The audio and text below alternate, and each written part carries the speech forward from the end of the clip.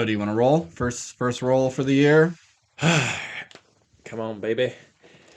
Give me that nat 20. First roll of the year.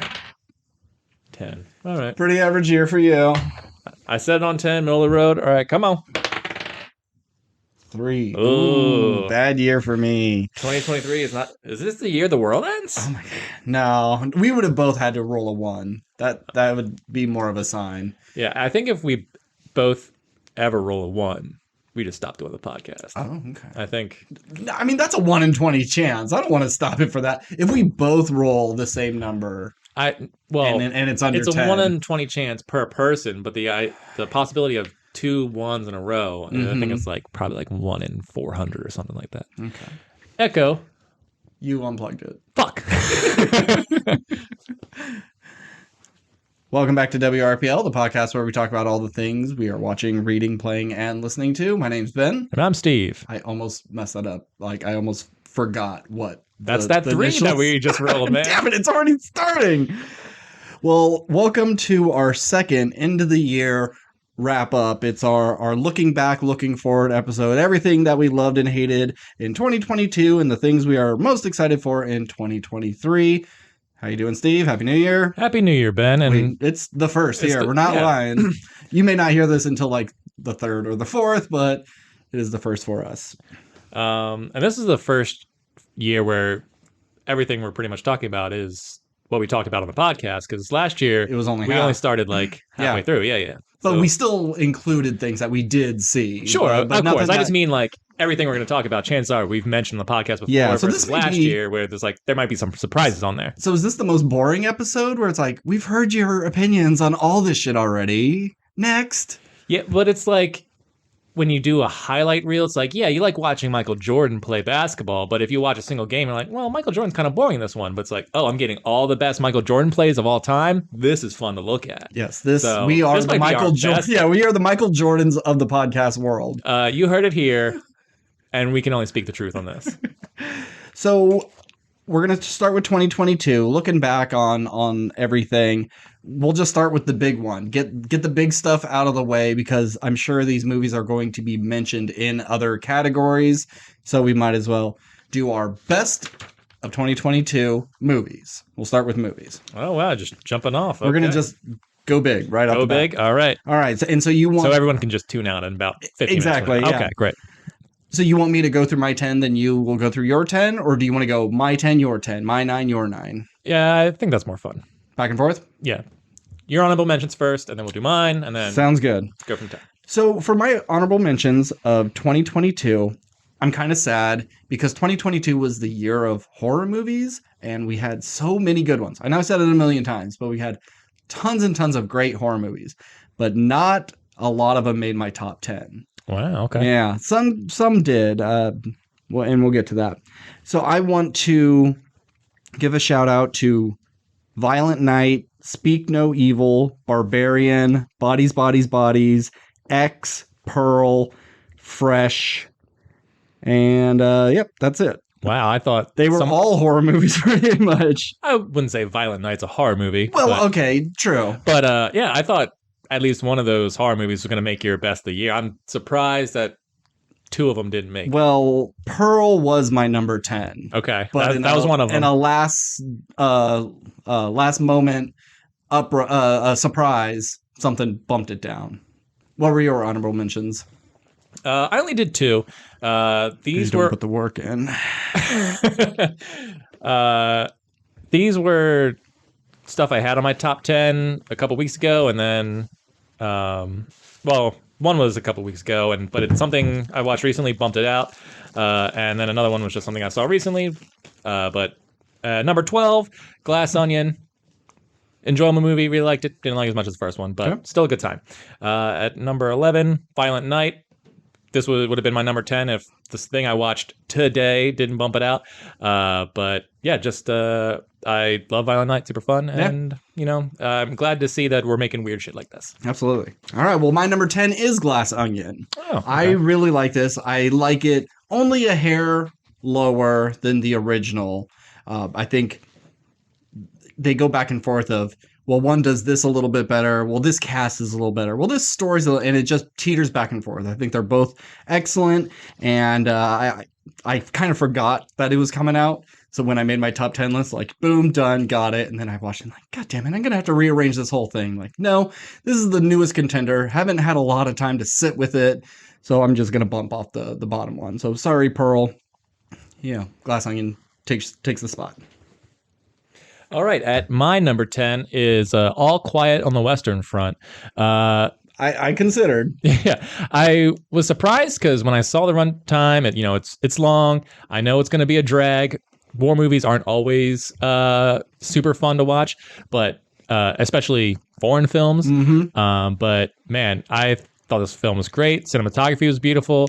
I think it captures the horror of war in a way I haven't seen in a long time in a war movie, because oftentimes it's like, when we're watching American films, it's like glorification. Yeah. This is like Schindler's List, but from the perspective of like a soldier on the ground. Mm-hmm. And it's just like, and there's scenes in it that may come up later. But yeah, just really stuck with me, and I thought was fantastic and a nice little surprise. My number 9 is The Northman. Robert Eggers just doesn't miss. Makes great movies every time. I understand why it didn't do great in the box office. For sure. But it's really entertaining and beautiful. All right. My number 9 is The Banshees of Inisherin. Martin McDonagh, once again, writes an excellent screenplay. Is it Martin McDonagh? Yeah, Martin McDonagh. I'm gonna stick with it. We talked about this last time. Anyway, Colin Farrell is great. Brendan Gleeson's great in pretty much everything. And it's weird in all the best ways, and I just had a good time with it, despite its kind of dour background messages and all that stuff. But good time. My number 8 is Smile, the horror movie. I wrote off instantly. Wow. Because it looks like a terrible Blumhouse knockoff. And it's nothing new. You've seen this story before. It goes through all the same beats that a lot of horror movies go through, but it's done so well, and the acting is just top notch. It's one of my biggest surprises of the year. Wow. Okay. At number 8 is the movie I watched today. And it's Bullet Train. Oh, okay. Yeah. If you were going to say Amsterdam, I was going to leap over. No, I watched Amsterdam yesterday. Okay. Bullet Train I watched today, right before the podcast. It's just something I thought it looked fun, but I didn't expect much from it. And I had a great time. It is pretty fun. Yeah, I liked all the assassins in it, especially Aaron Taylor Johnson and Paperboy, Brian Tyree Henry. Took me a second. I really like their brother dynamic, and you get like quick backstories on each assassin and kind of like know who they are or how they came to be, and how it jumps back and forth, and like all the cameos I thought were pretty fun. Great action sequences, like Brad Pitt, who like I've never cared much for. I think is a great actor and clearly a nice face to look at, but he's pretty badass in this one, while also being like kind of a hippie. Yeah. He's the only person I think who can like make a fisherman's hat look decent. Yeah. It's a stupid hat. Sorry if you like them. But yeah, just a ton of fun, and I had a blast all the way through. If I have one major qualm with it, I think the final like big destruction scene at the end is like totally absurd. I didn't care for that. But everything else up to that, I thought was a ton of fun. Yeah. And I really would like to look, but how many movies has Brian Tyree Henry and Zazie Beetz been in together? It's at least 4. Minimum 4. I'm going to say it's like 7. They're always in the same thing. I'll look it up, and we'll do an after show. All right. My number 7 is Beavis and Butthead Do the Universe. Okay. If you like Beavis and Butthead, you'll love this movie. If you're not super thrilled on Beavis and Butthead, it's still a pretty funny movie. You do have to realize it's pretty dumb, but for how dumb it is, it's pretty well written, really great bits. There's a moment I'll bring up later in the podcast, but it's just it's like Beavis and Butthead are just this timeless time capsule. They don't have to grow or change, even though they do. It's nice seeing Beavis kind of have an arc in the story, but it doesn't matter. In another 30 years, they could be the exact same characters and it will just play perfectly fine. Really funny. If you have Paramount Plus, which nobody does, it's free. Watch it. Your number 7? My number 7 is The Northman. Yeah, I definitely, this movie's definitely not for everybody. I understand, like you said, you understand why it bombed at the box office, but just some real badass scenes, beautifully shot.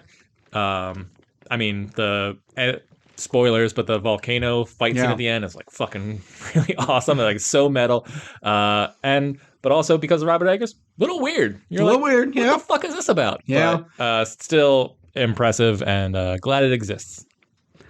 My number 6 is Prey, one of the best Predator movies since Predator. I had a feeling this would be on your list. It's a lot of fun, and yeah, it's just a big monster kills people movie, but the effects are great for the most part. There's a couple of wonky parts, but the Predator redesign is good. I like something Mid-Thunder. Amy Mid-Thunder? Amber Mid-Thunder.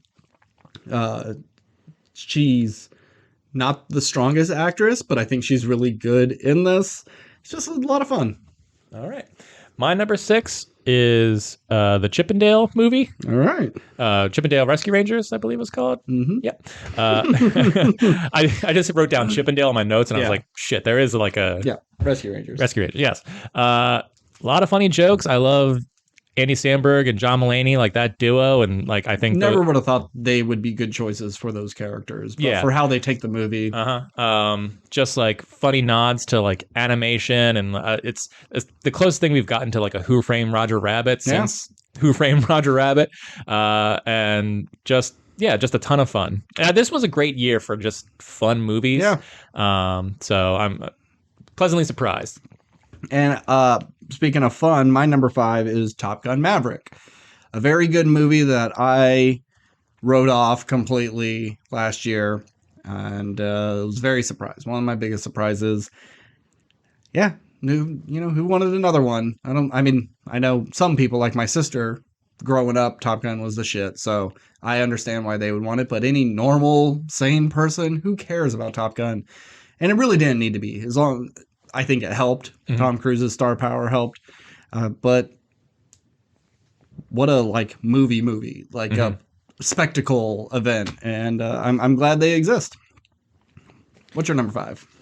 All right. So 10 through 6 for me were kind of all interchangeable. They could have all changed spots depending on how I feel. Like this might be different tomorrow. Okay. And my top 4 could also sort of be like interchanged. I wouldn't be upset. But number 5, well, I think is in the right place. It's just going to stay at number 5. The perfect middle movie? It's the perfect middle movie. And number 5 for me is Nope. Okay. I really enjoyed Nope. It was surprising. I wish I hadn't seen certain trailers that showed more than I wanted to, because I tried to go into this movie as blind as possible. But I really enjoyed how this movie played out. I didn't quite see the twist of it all. And I knew Daniel Kaluuya was Kaluuya. Kaluuya. It was he's a fantastic actor, but this movie I was just like, this guy's a movie star. I think he's great in this, and it's not like he barely acts. I mean, I guess he's acting really well, but I mean he's very subtle. But it just made me see a guy who like wasn't an action dude be an action hero in a movie where he's not really doing much action. I don't know how to explain it, but this movie is great. And I love Jordan Peele, and I will see anything he makes forever.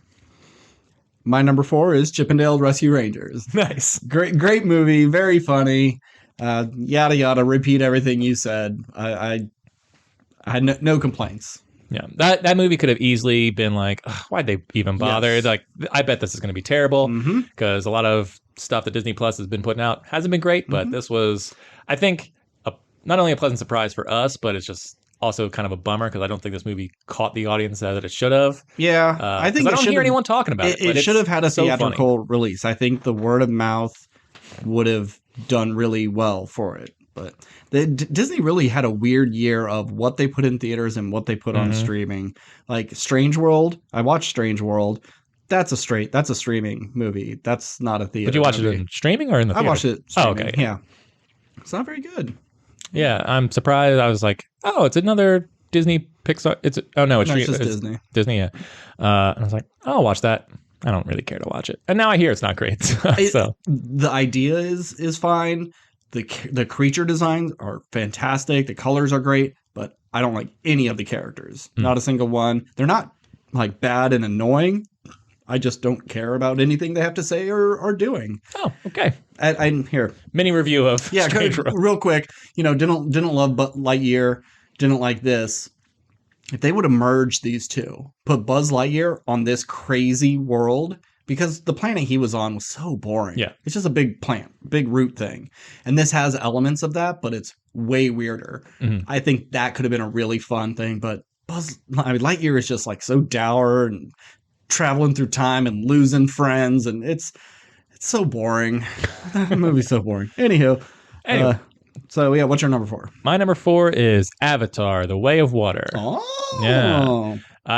This didn't make my honorable mention. Oh, okay. I like it. It's very good. So Avatar: The Way of Water, certainly it's long. And you can sort of tell it's broken up pretty well into like three essential chapters. Yeah. And we've talked about it in our previous pod, so we won't really go into it. We did talk about Avatar: Way of Water, right? Yeah. Anyway, but I think it's just so well paced, and it's a miracle that this movie exists. Not in terms of like, of course it was going to get made because the first one made $2 billion, but just how it looks and that it works, and it's just like for the first movie you saw so much human interaction, where this one it was like 80% just blue people. Yeah, I'd say even like closer to 90. And just every time I thought I was about to get bored, James Cameron knew when to like put an action scene or do something or show a visual spectacle. And I'm just so invested in Pandora. I want to see other tribes and other parts of the world and other creatures. And the final like hour is just a big battle sequence, and it's so fucking awesome all the way through. It's so easy to just like throw action at you, and then you can just kind of like you're kind of desensitized to it, and you just don't care. But I was never bored. I was always invested, and I liked all the characters they introduced. It's awesome. My number 3 is Nope. Jordan Peele makes good movies. Yep, solid choice. I don't dislike any of this. It's not where I would have taken it if I wrote it, but that's good because he took it in places that I couldn't even think of. I don't know what else to say. I mean, I want to mention it later for scenes, but I had a feeling. Yeah, and I love the design of Jean Jacket is terrific. Just love this movie. Definitely better than his last one, I'd say. For sure. All right, my number 3. This was tough because this could have easily been my number 1, but number 3 is Top Gun. Okay. Most fun I've had at the movie theater all year. I went into it not giving a shit, and boy was I just blown away from start to finish. Like just nonstop fun, and it just shows like they always talk about if you watch interviews like there's no more movie stars left except for fucking Tom Cruise. Yep. This guy is the shit. Say what you will about his personal life and whatever, we're not going to get into it, but my man makes good movies. Yep. And Top Gun, if there's one saving grace of our church of cinema, it's Top Gun. It's bringing people back into the pews so we can pray to whatever movie gods there are. Yeah. This movie was fantastic.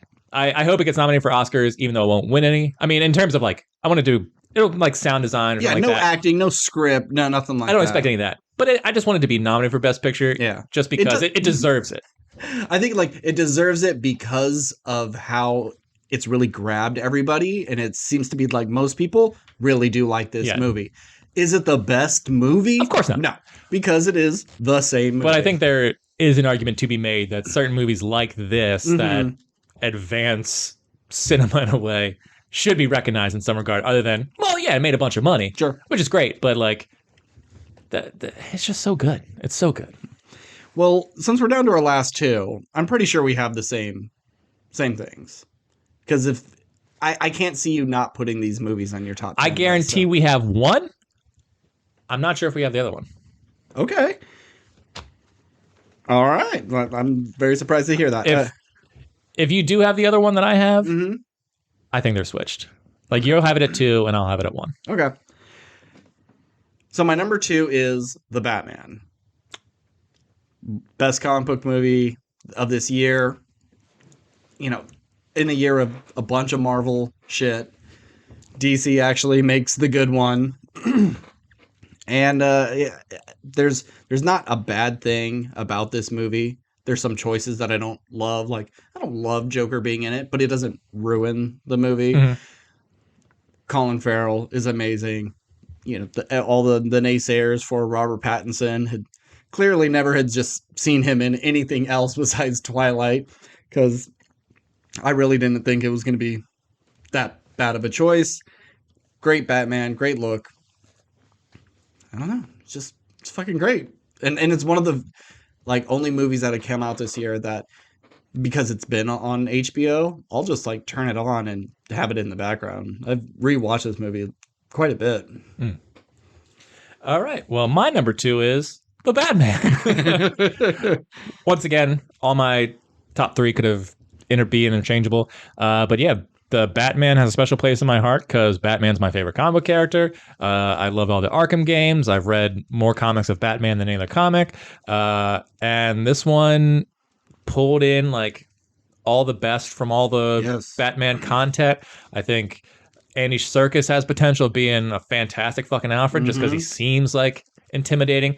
Best part of Andor this year, for sure. Pattinson is great in his subtle approach to it, and just like I like that the technology sometimes seems like older, but it's also like just advanced. Like the animated series. Yeah. His like creepy Gotham style Bruce Wayne Manor or Wayne Manor, like that was cool. Yeah. Like just the design of the city was dark and gritty and slimy and greasy. Just the most disgusting Gotham you've ever seen. And this is the youngest Batman we've ever seen. Like, you know, year 1 stuff. I mean, I guess technically Christian Bale could. Yeah, he was year 1, but either way, he was year 1, but he wasn't young. Yeah, but some really impressive action sequences. Matt Reeves directs the shit out of movies. Another director who I'll just see any of his shit because that guy doesn't miss either. And I look forward to where this franchise goes and who they bring in. Like, yes, they tease Joker, but I'd be more interested to see like if they can somehow make other villains who we haven't seen in a while work. Other than, well, we got the Carmine Falcone family, and we got Cat. It's like all the people with like no interesting like abilities. Two-Face. Okay, we've seen it, but let's see this version. Yeah. Okay. So I'm hopeful for this series and where it goes. Hell yeah. So I'm pretty sure our number 1s are the same. Everything, everywhere, all at once. There's no movie that came close to being this interesting, difficult in production. Like, I can't imagine even filming something like this. High concept, but easy to understand, visually appealing, funny, and heartbreaking. It has all the elements. And I can see people not enjoying some of the weirder aspects. You know, maybe my dad would not like this. You know, he'd find it a little too weird. But that's my dad. Easily the best movie of the year. May not win any awards because it could be beat out by other things, but for Best Actress and Supporting Actress, Michelle Yeoh, and I'm sorry, I don't remember the actress for the daughter. I hope they're both nominated. Not gonna win it, but sure. Yeah, and also what's his name? The father. Data. Yeah, I don't want to call him Data. I don't either. Also, welcome, come back. Yes, my number 1 is Everything Everywhere. I thought you were gonna have the Batman number 1, so I'm happy that you and I are surprisingly on the same page for once. But yeah, looking back at this movie, I don't think there's anywhere else I could have put it other than number 1, mainly because the thing that edged it out over like Top Gun and the Batman is I think Top Gun was more fun than this movie. Batman was more dramatic than this movie. But Everything Everywhere All at Once kind of combined everything I like about movies and put into one. And like all at once. All at once, yeah. Like I said. It really lives up to its title. Yeah. Visually interesting, well told, completely original story. Did the multiverse way better than Doctor Strange did. Oh, yeah. Actually did a multiverse. Yeah. And, you know, I'm sure we'll talk about stuff later in the podcast about this movie. But this is one of the few movies that I think it might be the only movie in this year that has like made me cry. Single tear, not weeping, but it's just like it surprised me in how like silly and weird it was and action heavy. And then by the end, I'm so invested that I feel an emotional connection to these characters that were like eating lipstick earlier. It's just so weird. Rocks were with googly eyes. Yeah, and Michelle Yeoh's great. The daughter's great. But I don't think anybody deserves Best Supporting Actor this year other than Data. I apologize for not writing down your name in my notes, but you are fantastic. I love you. I want to see you in every movie everywhere all at once from now on. Like that, I got you. Right. Do you think he'll make a cameo in Indiana Jones? Like they'll go, oh shit, his popularity's rising. Can we squeeze him in somehow? It would Post-credit? It would be smart to ride that train, especially if he like gets nominated or if he won. It's just like, but I think if they do that, they'll wait till the Oscar nominations come out / he wins, and then they'll be like, all right, we're gonna do it. Do they need him to be nominated? Because I think like it's just nostalgic enough to go, oh, he's back acting. We have a new Indiana Jones movie a year later. Well, I just think like it wouldn't surprise me if they've already like shot something that's in the bag, but if this movie came out later in the year, I think they would have been like, oh shit, like there's hype around this movie right now versus like it came out in like February or whatever it was. It's like I think most people have forgotten. February? Was it February? This is like a summer release. Was it? Either way. Or no, actually. It doesn't matter. My point is it was early. It happened so long ago. I think a lot of people have sort of, unless you're a film fan, have kind of forgotten about this movie.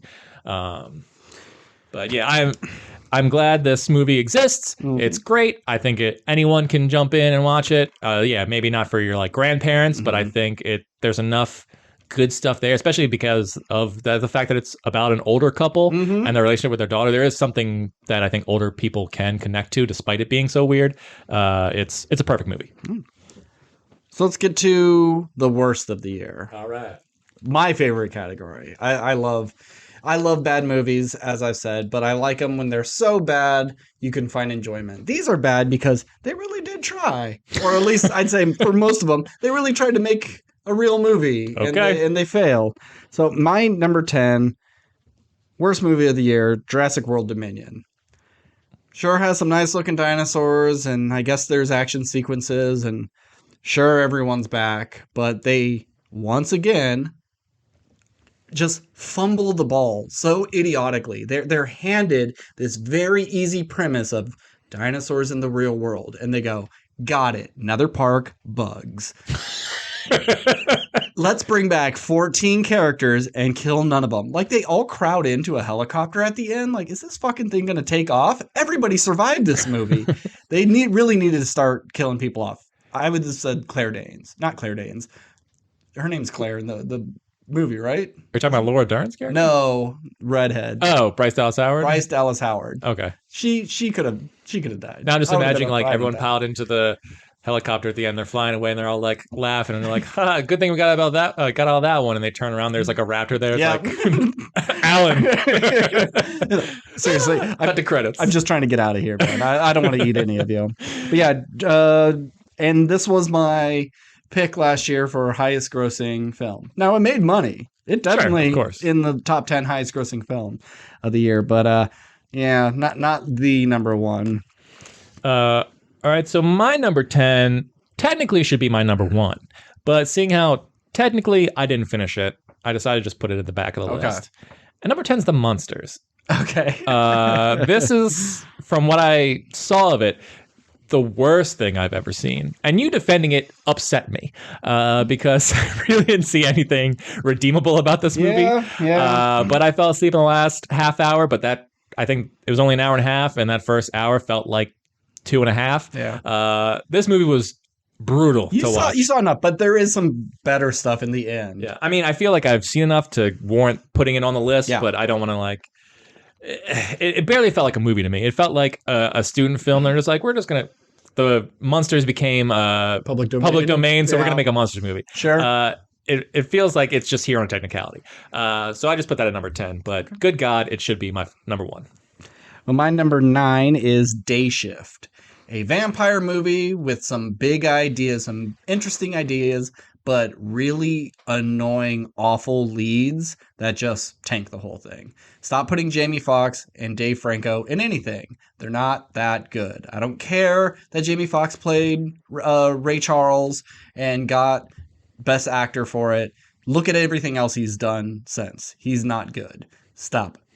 And Dave Franco can't really act. All he does is like talk through his teeth. He just kind of smiles and doesn't move his lips. He's bad. Franco brothers, just retire. You have enough money. You have a beautiful wife. Just go fuck off.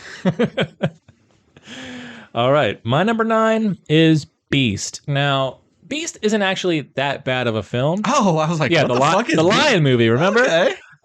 No. It's It's not great. It's a B movie that they were just like, all right, well, let's get a big name actor and put him in a scenario where we don't have to really spend a bunch of money on production.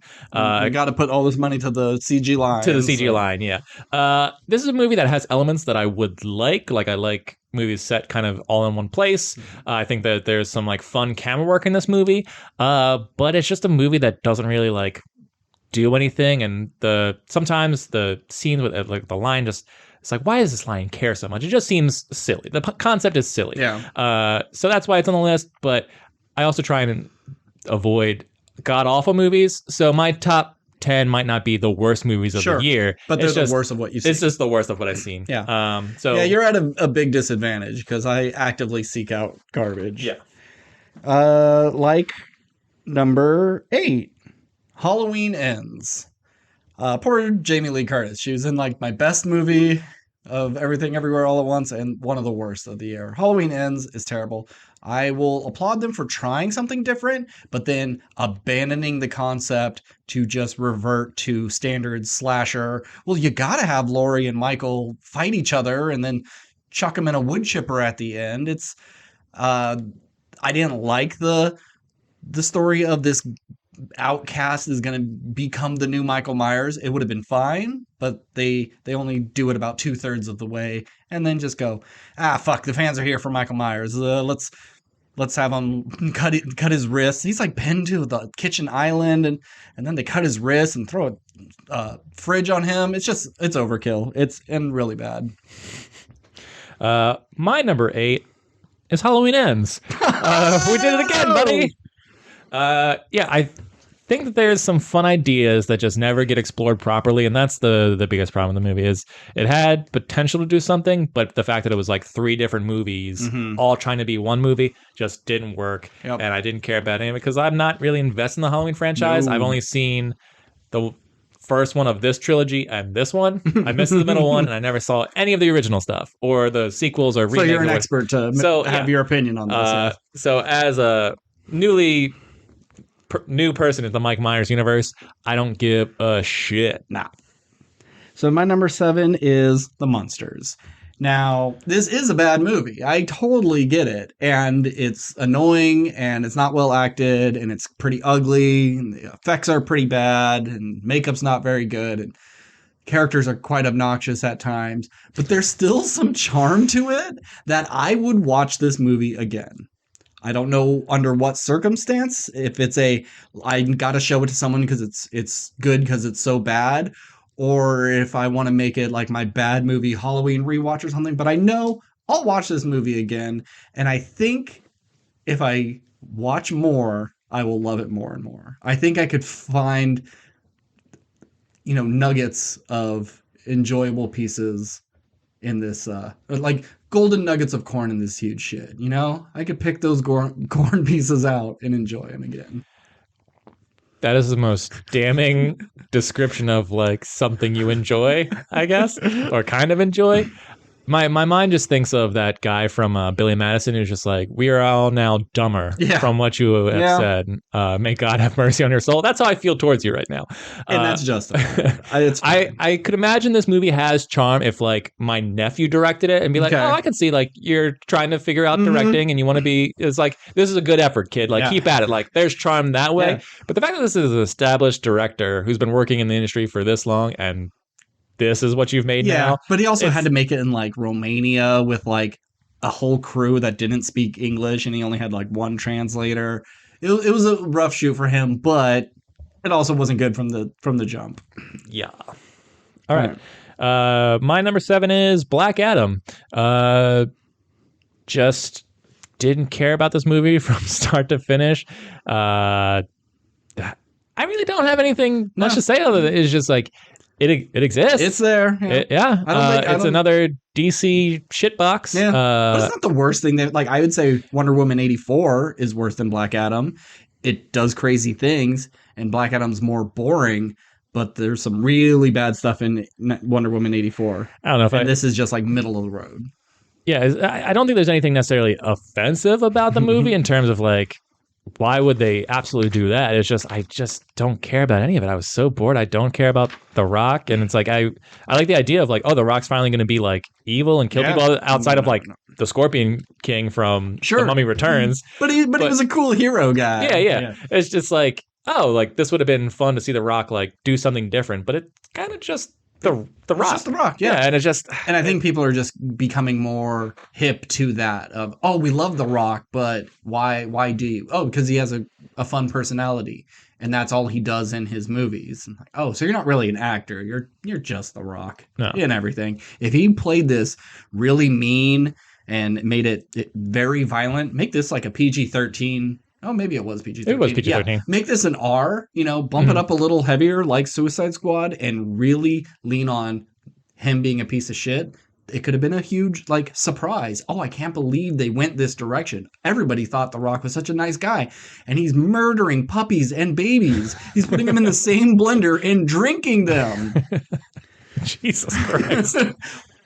It would get you on the hero side if you saw him do that. Yeah, I think that would have been fun to see an R-rated Black Adam and then like the PG Shazam movie we're gonna get, and then putting them in the same movie and it's like, well, now it's PG-13. Yeah, how do we balance these? And that could be really funny of just like, hey, I'm Shazam and I'm such a quirky dude, and then Black Adam beats the ever-loving shit out of him, and he has to have this wake-up call of like, oh, I can't just like giggle my way through everything. Yeah. So then. My number 6, don't have much to say. It's called Choose or Die. It's on Netflix. It's got Asa Butterfield in it. And it's like an old video game that, it affects reality. And a waitress will come to you and ask you a question. And it'll say, oh, do you want to kill her or not? And then I don't even remember all the rules. But it doesn't even follow its own rules. I remember just like, okay, but if you can't do that because that negates everything you did for the last death, and it's a wannabe It Follows or Final Destination. It's real stupid, not worth your time. All right, my number 6 is Thor: Love and Thunder.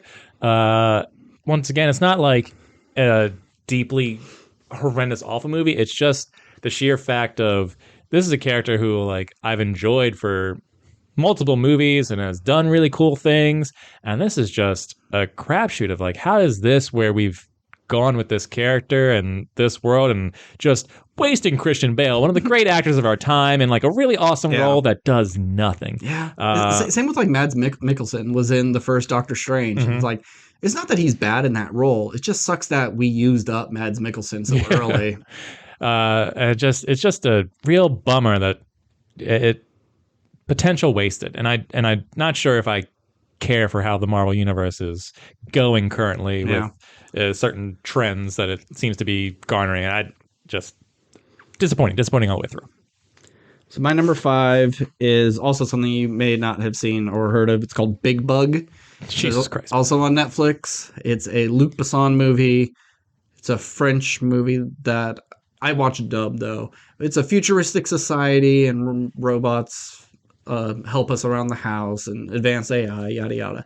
And there's an uprising and there's like 8 people stuck in this house that they're in lockdown because the robots are controlling everything, and it's like, stay put and we will round you up, when it's your time. Kind of a fun concept, but it is so garish looking, and that's kind of Luc Besson's thing, and it works in like The Fifth Element. You see Ruby Rod and where are they at Lost in Paradise, and everything's just like, it hurts your eyes because everything is just a bit much. It's like that to an extreme, and every character is annoying, and it's ugly. Good concept, but when 2/3 of your pie is shit, it got on my nerves watching it, and I had to like stop myself from turning it off multiple times. Like, I try to get through everything, and this was a hard one.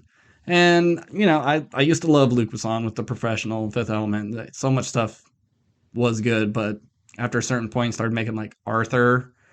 What was it? That backyard little person, Arthur Oh yeah. the Incredibles, or Arthur and the Invisibles, I think is what it's called. And I guess he's also one of those pervert guys. So fuck Luc Besson. That's my number 5. My number 5 is Uncharted. Yeah. Okay. I think the final boat sequence is kind of fun. Pirate ships being carried by helicopters. Very video gamey. Very video gamey. Yeah, I didn't dislike that part. Everything else to that, Yeah. garbage. Tom Holland, I love you, but you're not Nathan Drake. No.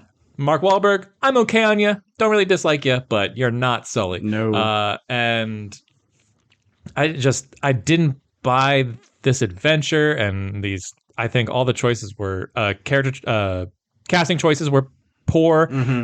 Just not really fun at any point until the very end.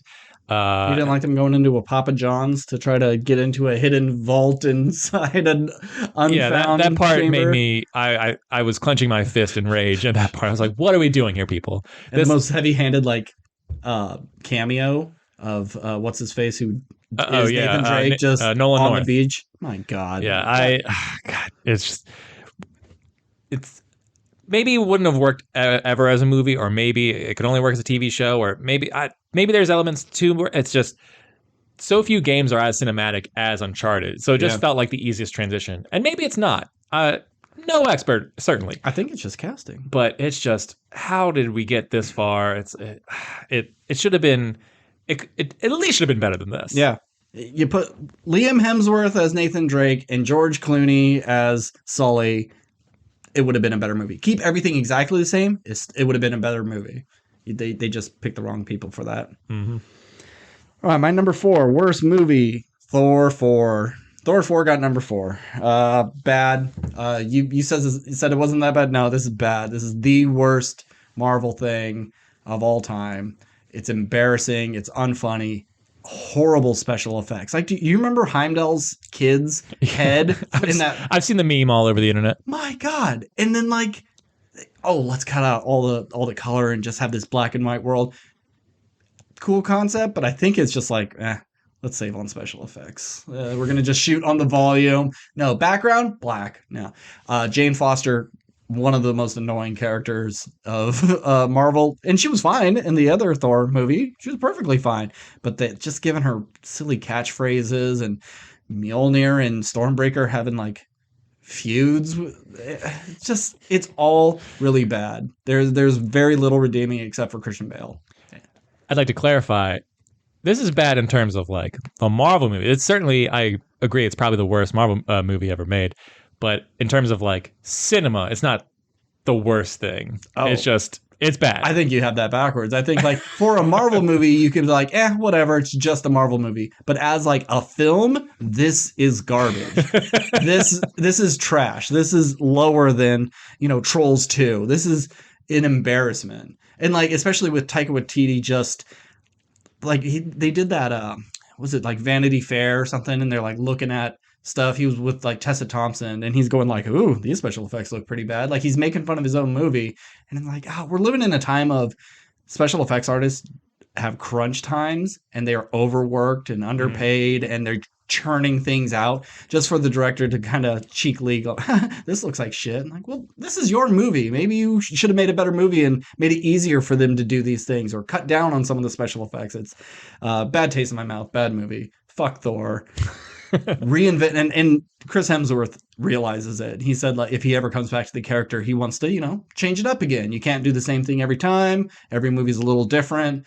I want, like, Thor is hitchhiking across the galaxy, but like on foot, tattered, worn, just like helping people because he's shunned the rest of it or something. Or, I guess he has that little girl now. He has a daughter to raise. Fuck it, whatever. I just don't care. Yeah. All right. My number 4 is Death on the Nile. Oh, okay. Once again, it's just a movie I just didn't care about. It's just something me and my wife put on.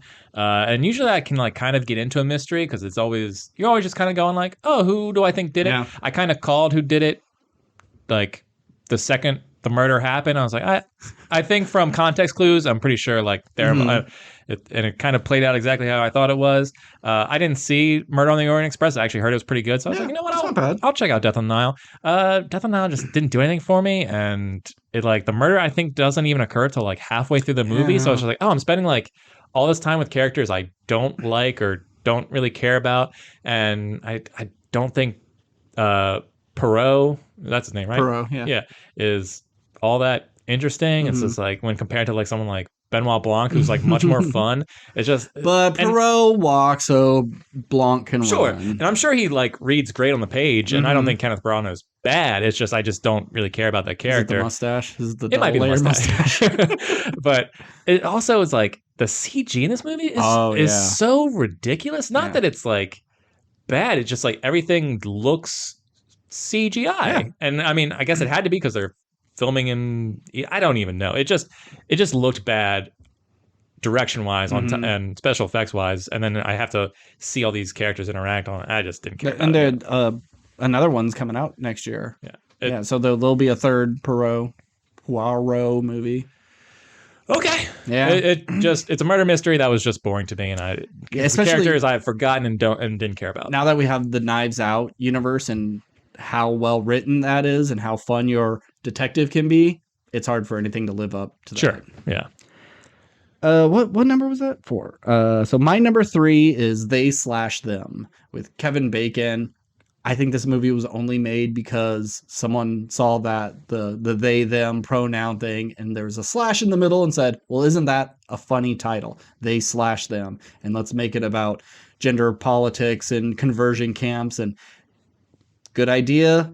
Didn't need to be a slasher. It could have had some dark things going on, but just having someone in a slasher mask killing these counselors seemed to distract from some of the better things of it. But yeah, it's just bad movie, and Kevin Bacon's kind of a piece of shit. I mean, I feel like you saying it just feels like they just saw that the They/Them and like took that and were like, we're gonna make a movie with that. Yeah. It's like it seems like something you and I would do. Absolutely. Like I think you and I would have written this movie. But we wouldn't. But we wouldn't have done it this way. It would have been. Well, I mean, obviously we're not writers, and we could say we would make it better, but we wouldn't have written this movie. We would have definitely come up with this title. Oh, for sure. That's what I'm saying. Point, yeah, for sure. I'm not shitting on them for doing that. That's great. Make a movie off of it, but make a good one. Fair enough. If you can. My number 3 is Jurassic World Dominion. It's one of the 3 movies this year where I was, other than Monsters, I'm not counting Monsters, where I was just actively angry pretty much the entire time. Yeah. We already talked about it with you, so I'm not going to go more into it, but there is no part of this movie I liked other than like some cool dinosaur designs. Yeah. And even that feels cheap. It's just like, well, what's the new cool thing? More dinosaurs. So they shove a bunch in, but do they really do anything? Mm-hmm. In a time where it's like, when I think of Hollywood movies, it's like this and Top Gun are complete opposites. It's like when I think of a Hollywood movie where it's just like big movie star, big action sequences, it's like lots of money. Top Gun is the pinnacle of like, that's what we should strive for. And then here's like another movie, big actors, big budget, big action sequences, and just dog shit all the way through. It's so, and it's from a and they're both beloved franchises in some regard. And both can be considered cash grabs. Yeah, but one worked immaculately, and the other one is just like, we don't give a shit about this. This is just a money churner. Yeah. And it's, Kids like dinosaurs. Let's give them dinosaurs. and I don't know if there's a way to save the Jurassic franchise. And honestly, I don't give a shit about the Jurassic franchise. Just end it. It's done. Just stop forever. Do something else. Yeah, dinosaurs, you could stick around. Jurassic, anything, you're done. My number 2 is Firestarter, the Stephen King remake of an old Drew Barrymore movie. It's not good. It's bad. It's not well thought out. Everyone seems bored through the whole thing. The little girl isn't a great actress, and then they have the line, "Liar, liar, pants on fire" before she kills someone. So I mean, I guess it has that. That's pretty fun. But it's we've said it before. This would be a better show, maybe a miniseries, just a little longer, so you could flesh things out, because there's too many ideas to that make, like, you can't do this whole book. You know, pick some of it, cut out some of the weird government stuff, and just make it about a little girl doing pyrotechnics, or really lean into the government stuff and cut out some of the family things. I don't know. It just didn't work. All right. My number 2, which I assume is going to be your number 2 or number 1, because we haven't talked about it yet. Wait. No, I have one left, and I know you haven't seen it. Oh, okay. Well, my number 2 is Morbius. Oh. Why? Why? I didn't put Morbius on because it's take all the memes out and take out Jared Leto being, he's an awful person. It's just a boring whatever movie. That's why I also don't have Black Adam on here. It's just whatever. I wasn't so offended by it, and it's not bad enough to be funny. So it's just like, it's whatever. Fair enough, I guess. But yeah, it's my number 2 just because, like I said, it's boring. There's no funny jokes. Jared Leto sucks. The editing in it is weird, and Tyrese is also in it, who I don't think Tyrese is good in anything. Other than Four Brothers, but Four Brothers is just a decent movie that he is in, but he's probably the worst part of Four Brothers. So I take that back. No offense, Tyrese. You're just not in good movies. A villain who has the same powers as our hero, who we've seen a million times, is like, oh, how do we put and Matt Smith. I don't like Matt Smith, but Matt Smith was pretty good in House of the Dragon. That's very true. So just and then you'd have the tie-in with the other stuff, and just like that's not going to work. It's just they're trying to do stuff to just like, we're trying to connect it all so you guys come see our shit, even though we're not making good shit. We're not making good shit. And so that's my big problem. It's just like Morbius. One should not have existed as a solo movie in general. No. At least not until you establish him in a Spider-Man film or something. Yes. It just there. I felt like this movie just had zero effort all the way through. It was just like, we have this character. It's connected to the MCU or connected to Marvel properties. We got to make something. Yeah. Just I don't care what it looks like. Just put it out. Put it out. That's Sony for you. So my number 1 worst movie is Disney's Pinocchio. Okay. Holy shit, is this bad? The original Pinocchio is not great, but this is embarrassing how obnoxious he is, how stupid. It really shows how stupid this story is. And no one's good. Fucking Tom Hanks doing his weird Italian accent that comes in and goes whenever, and he's mumbling the whole time. And I've seen Guillermo del Toro's Pinocchio, and although it does hit some of the same story beats, they change things up enough. Like, oh, you don't go to crazy Pleasure Island or whatever it is. You go to war. Like, they move the timeline. It's in like fascist Italy. So they changed enough to make things interesting, where this is just almost a shot for shot remake of the original animated one, and it's weak. Pinocchio is not an interesting character, but I think Guillermo del Toro does a better job of making him a little empty-headed and not really knowing anything, because he is just a piece of wood that came to life. Where Disney's Pinocchio, it's like he already became a real boy before he's physically a real boy. It's not good. I don't recommend it at all. All right, well, my number 1 is something I know you haven't watched, and this would probably upset quite a few people, but my number 1 is Dragon Ball Super superhero. Oh. Yeah, and it's funny. I watched Chris Stuckman put out a best of 2022 list, and he like had a little. He's like, I know this movie isn't great, but this movie is for me. I love it because he's been a big Dragon Ball Z fan. Since he was a kid. Me and him are roughly the same age. Like, I get it. Mm-hmm. I liked Dragon Ball Z growing up too. This movie is dog shit, bro. Like the fact that you can just take character, it's like, I love that it's Gohan and Piccolo, they get to shine versus like Goku and Vegeta. I know these names mean nothing to you because you don't watch. I've heard them before. Yeah. Like, I like that idea, but it's just like, oh, what are we going to do? Well, we're going to put him against the Red Ribbon Army, a villain from 30 years ago. Oh, then who's going to make... what's the main villain again? Oh, Androids and Cell, villains from 20 years ago, or 15 years ago.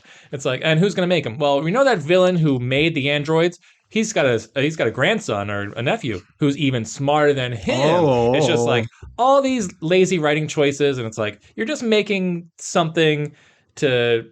And then you have your characters just reach a new level of power that was never achieved before because... they just have latent abilities, and it's like they were so weak compared to your main heroes, Goku and Vegeta. It's like, how do we get them as strong as them without doing any effort to it? It's like, well, latent abilities. Yeah. Power is inside you the whole time. It doesn't matter. It's all anime bullshit. The animation is the first time they've ever, I think, done this kind of really style of animation, and it's ugly as shit. The jokes in it are so unfunny. Like, if you like Dragon Ball Z and all that stuff, that's great. It's popcorn fun. I can get behind it. There's some good stuff in there. But this movie is offensive to movies. And if you are a fan, you should be upset that they made this. Because instead of doing anything new and interesting, you went, let's just kind of rehash some of the same old shit, but just make them more powerful. That's not storytelling. Yeah. Go be interesting. God damn. I'm out of breath and I'm flustered because I'm angry. Like, I'm upset. I paid for this movie. Yeah. Just because I think I saw it with a friend. I don't even remember. I think didn't you see it with Nick? I probably should have. Or maybe I just want to talk about it. I can't remember. No, I did see it with Nick. Yeah, that's why I went and saw it. But I paid for it before I got the movie pass thing. Yeah. And I'm angry that I paid money to see it. Because... Moving on. I'm upset now. Well, that was best and worst of 2022 movies. Let's look at TV. No, actually, we're going to stick with movies for a little bit. Okay. We're going to do, what was the best comic book movies of 2022? Not hard. It's the Batman. Yep. Runners up, Doctor Strange and Black Panther were fine. Mm-hmm. Sure. Totally watchable, but nothing compared. Nothing compared. Worst comic book movie. You had 2 of them on your worst list, or actually you had 3 of them. Morbius, Thor, Black Adam. Technically Dragon Ball as well. And Dragon Ball as well. Okay. I think the worst was Thor. I also put Morbius on there because this was like a year of average comic book movies. Nothing really shined. Nothing was absolute dog shit. They were all just like, whatever. Yeah, Morbius is my worst. Even though Dragon Ball's... I don't think it's based on any particular comic. This is an original story, so I'm not counting it. So yeah, Morbius is my worst of the year, comic book wise. So do you want to do biggest surprise or do you want to do TV? Biggest surprise is easy. Okay, yeah, we'll do those real quick. I'll start off with that. Biggest surprise, Top Gun. We didn't expect anything from this movie. It just seemed like, oh, hey, we're taking a franchise, we're revitalizing it, and it's like, oh, it's probably going to tank and it's going to suck because they don't. It's just easy money. Yep. And I was wrong, and it's one of the best of the year. And I'd happily see Top Gun 3 if it's anything like this. Do I think it needs to exist? No. But I'm just saying, like, if it's this quality, if they can keep it up. I hope Tom Cruise realizes, like, he holds all the cards. And like, no, we don't need to make a top 3. We did what was necessary with Top Gun 2. Let's move on to other things. This doesn't need to be another franchise. No, it doesn't. It doesn't. So I totally agree. Leave it there. And they can be like, come on, Tom. We made $1 billion fucking dollars. We need a part 3. And like, no. But I'm just, after seeing Top Gun 2, I went back and watched Top Gun because I never saw the original. Yeah. And that still holds up. Still good. Top Gun 2, even better. So it's on an upward trajectory. Sure. So. But I can't see, I think the time distance between 1 and 2 really helped with this one. If we get a Top Gun in 2025, I don't think it's gonna have that same effect. I think people will go, "Oh shit, I remember Top Gun. Let's go see another one." But I don't think it would do these numbers. Well, with Mission Impossible ending, and like I don't think he has other franchises in the down the pipeline. Like if he makes Top Gun 3 when he's like 70 or whatever, it's like, and this is like Tom Cruise's last movie. He's going out and like this is where Tom Cruise dies in this movie. Yeah, it's like that kind of and thing. he It's just kills like himself in real life just to really sell it. It's just his farewell movie. Yeah. I'd be okay with the Top Gun 3. It's just like I'm ending all my franchises. This is the last one, and it's just like. You know, it's Rocky Balboa in the ring for one last time. It's just like I can get behind that. Old Man Logan, but Tom Cruise in a jet plane. Yeah. All right, fine. Yeah. Give me that. But so I have 4 things for my biggest surprises. One was Top Gun. I also have Andor. Since I don't like Rogue One, I thought this was gonna shit. Who cares about Cassian Andor? Very surprised. Love it. Halo. I don't know anything about Halo. I've never played the games, but I really enjoyed the show, and I hope we get another season. I know it's not what fans like, but going in completely blind, what they gave me was very entertaining. Halo is your version of Rings of Power for me. Yeah. I think it's like everyone hated Halo, everyone hated Rings of Power, but except for me, and you liked Halo. So I think the only difference is like you are very aware of Lord of the Rings. Yeah. I am not aware of Halo. Yeah. And then I'd say Interview with the Vampire, the show. It's trash. I mean, it's trashy. I should say. Right. It's trashy, but after rewatching the movie, they really get a chance to, flesh out some of these ideas of what it is to live forever and be young and look like a 13-year-old, even though you're 50. Really surprising, and I'm excited for season 2. So biggest letdown of the year. My biggest letdown is not a bad movie. It's just I thought if there was one movie this year that was going to grab me emotionally and just sort of impress me and just like, this is movies. This is filmmaking, is The Fabelmans. Okay. A movie I liked, but from a director who I have nothing but respect for, possibly the greatest director of all time. I was just kind of disappointed.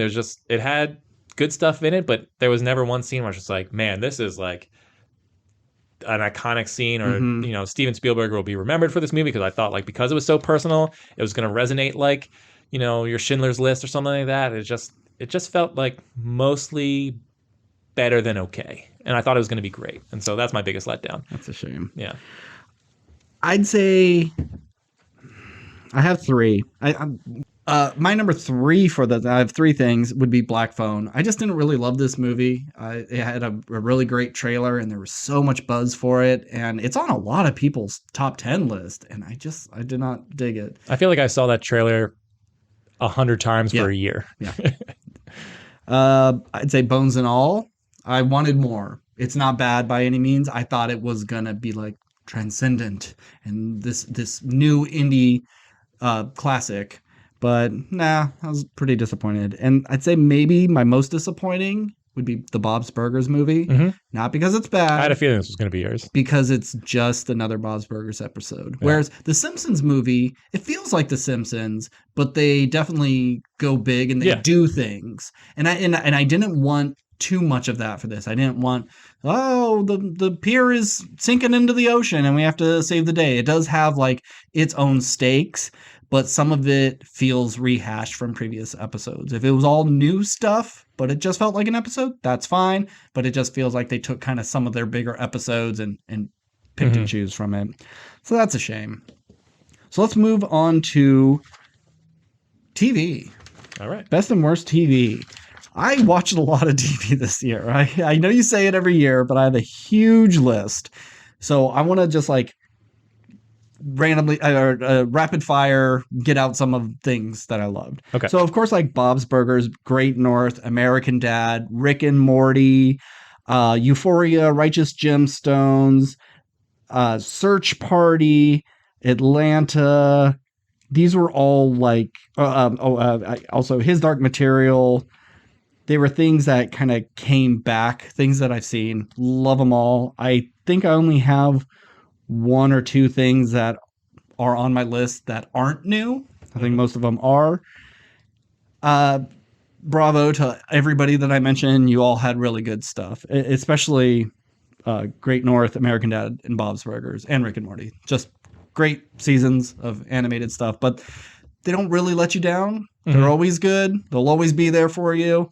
Can't believe American Dad is still on TV. I mean, I was just like 2 years out of high school, or no, I guess it was 2003. So like 4 years out of high school, and it's still going. I can only imagine that show exists as like the ratings for it are just good enough because it's a show that people have on the background but aren't watching. Yeah, which is a shame because they should watch. It's so funny. Some of the fuck your Cleveland shows and your American, not your American Dads, your Family Guys. I mean, Cleveland show's been off the air for like 8 years. Like, but you can't people really will say like Cleveland show is better than American Dad, and I can't buy that. And I understand people love Family Guy to death, but there's no way it's better than American Dad. There's no way. But I have a list. My number 10 best of 2022 was Murderville. This is... I'm glad you like the show. It's such a fun premise, and I love improv, especially by people who know how to do it. It's a fun little murder mystery that you get to try to figure out as you go. It's really creative, and I love Will Arnett. I love Will Arnett. He's great, and like perfect for that sort of role, that gruff cop thing. But yeah, Murderville on Netflix. Check it out. Well, I didn't do. I mean, didn't do numbers, yeah, right? I didn't do. I have 10 shows, but I didn't do numbers. Okay, let's just pick a random one. All right. So I did. So for what I did is I did 5 new shows and 5 returning shows. So I'll say at number 10, why not? Stranger Things. I think this is the best season of the show, or at least one of the best seasons. Especially like the final episode was just like the final 2 episodes were really like big budget cinematic versus like previous seasons, and just really impressive. If I have one little nitpick, what's the redhead's name? Oh God, Max. I was like, Cassidy? If I had one nitpick, I think Max should have died, and that should have been like the stakes leading into the new season. But it's fine, whatever. But really, really impressed by the last 2 episodes, especially of Stranger Things. My number 9 is Primal. I can't not say good things about Primal. You may not like the violence, I get that, but storytelling and being able to convey emotions with barely any dialogue, and especially between a man and an animal, but you get it. You know exactly what every character is thinking. I'm sad that it kind of came to a close. We may get a season 3, who knows? But I doubt it. But what a fun little show that with a unique idea and just executed so violently and just in such extreme ways and big ideas, but still a small, simple show. Yeah, I think if you turn this into a live action, like this was like your answer to Jurassic Park, like Jurassic Park isn't working. Let's do this story. If you turn this into if you were able to do it right, this would win 1 million awards. Yeah. Because you'd have just been like, oh, the actor who's playing Spear is just like, he's so fucking good. He can emote really like without transform. Yeah, it's just like, and he's acting with a creature that isn't actually there. Yeah. And so it's like, it would have been a silent Game of Thrones dark thing, and I think it would have. I mean, clearly it's winning tons of animation awards, but it's a show not a lot of people are aware of. I think if this was an HBO show, people would be blowing their gasket over this fucking show. And it's on HBO if you want to watch it. So. All right, what's your number 9? Number 9, I'll say Peacemaker. Peacemaker, a lot of fun. It's a character. I mean, Suicide Squad was fun, but when they announced this show, I was like, I don't really. Who cares? Like, I have nothing against John Cena, but I'm not sure if I want to like see a John Cena show. But he was a lot of fun. Vigilante was one of the best introduction characters of the year. Everyone on the team was pretty good, except for the leader. I didn't care for him. Joff? Sure. Definitely went in directions I didn't think it was going to go. Eagly is funny. There's some good stuff here. If they don't make a season 2, I wouldn't be devastated. But it was a nice little surprise watch for me. So. Yeah, I don't think James Gunn is going to cancel his baby. Sure, he's yeah. taking over. Like everything's canceled. No more continuity except for my show. Except that I for get to stick Beeswax. around. Did you hear that? Like Henry Cavill, Ben Affleck, and Gal Gadot are gonna potentially sue Warner Brothers because they're like, we had contracts with you to get these extra movies made. Like we turned down roles Mhm. because we were contracted for you, and now you're just wiping the slate clean. Oh fuck you. So who knows if they'll go through with it? But I'm sure they don't care about doing those movies, but it's just like, no, but that's we're gonna get ours. We're gonna get our money. Yeah. And they're gonna pay it. Absolutely. They're gonna pay it. And they'll probably not even go to court. They'll be like, look, we realize that. Maybe we should have worked these things out before we made our big announcements, but whatever. So my number 8 is Pam and Tommy, a really well acted, funny, and sad show. Like just seeing all the things that Pamela Anderson went through during this whole thing. How embarrassing for her. And I feel awful. And Lily James? Fuck, I fucked that up when we were doing it. Lily James. Lily James. Amazing. Sebastian Stan's great as Tommy Lee. Lily James, she what's the word? She transcends this role. Like if you would have told me they time traveled a young Pamela Anderson just to film these things, I would have bought it. She's terrific. Seth Rogen, he's fine. I like him in things. It's nice seeing him in more of a scuzzy role. I mean, he's not like he doesn't play scuzzy roles. I know what you mean, but yeah. But just a really funny show, and I was hooked. And even though I lived through this, I was relatively young, didn't know all the ins and outs. And it was really interesting to see how it happened. Because I always assumed it was just a guy snuck into their bedroom and pulled it out of their underwear drawer. And there was so much more backstory to why this tape got stolen and its distribution. It's very interesting. All right. My number 8 is Barry. What can we say about Barry other than like Bill Hader's great, Henry Winkler's great.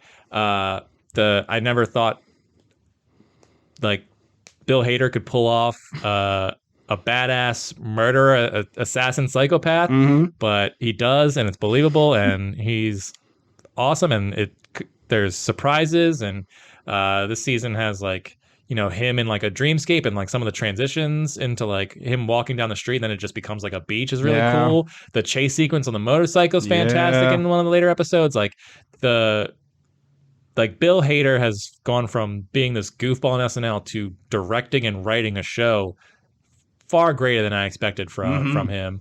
And, but still small and simple. Yeah.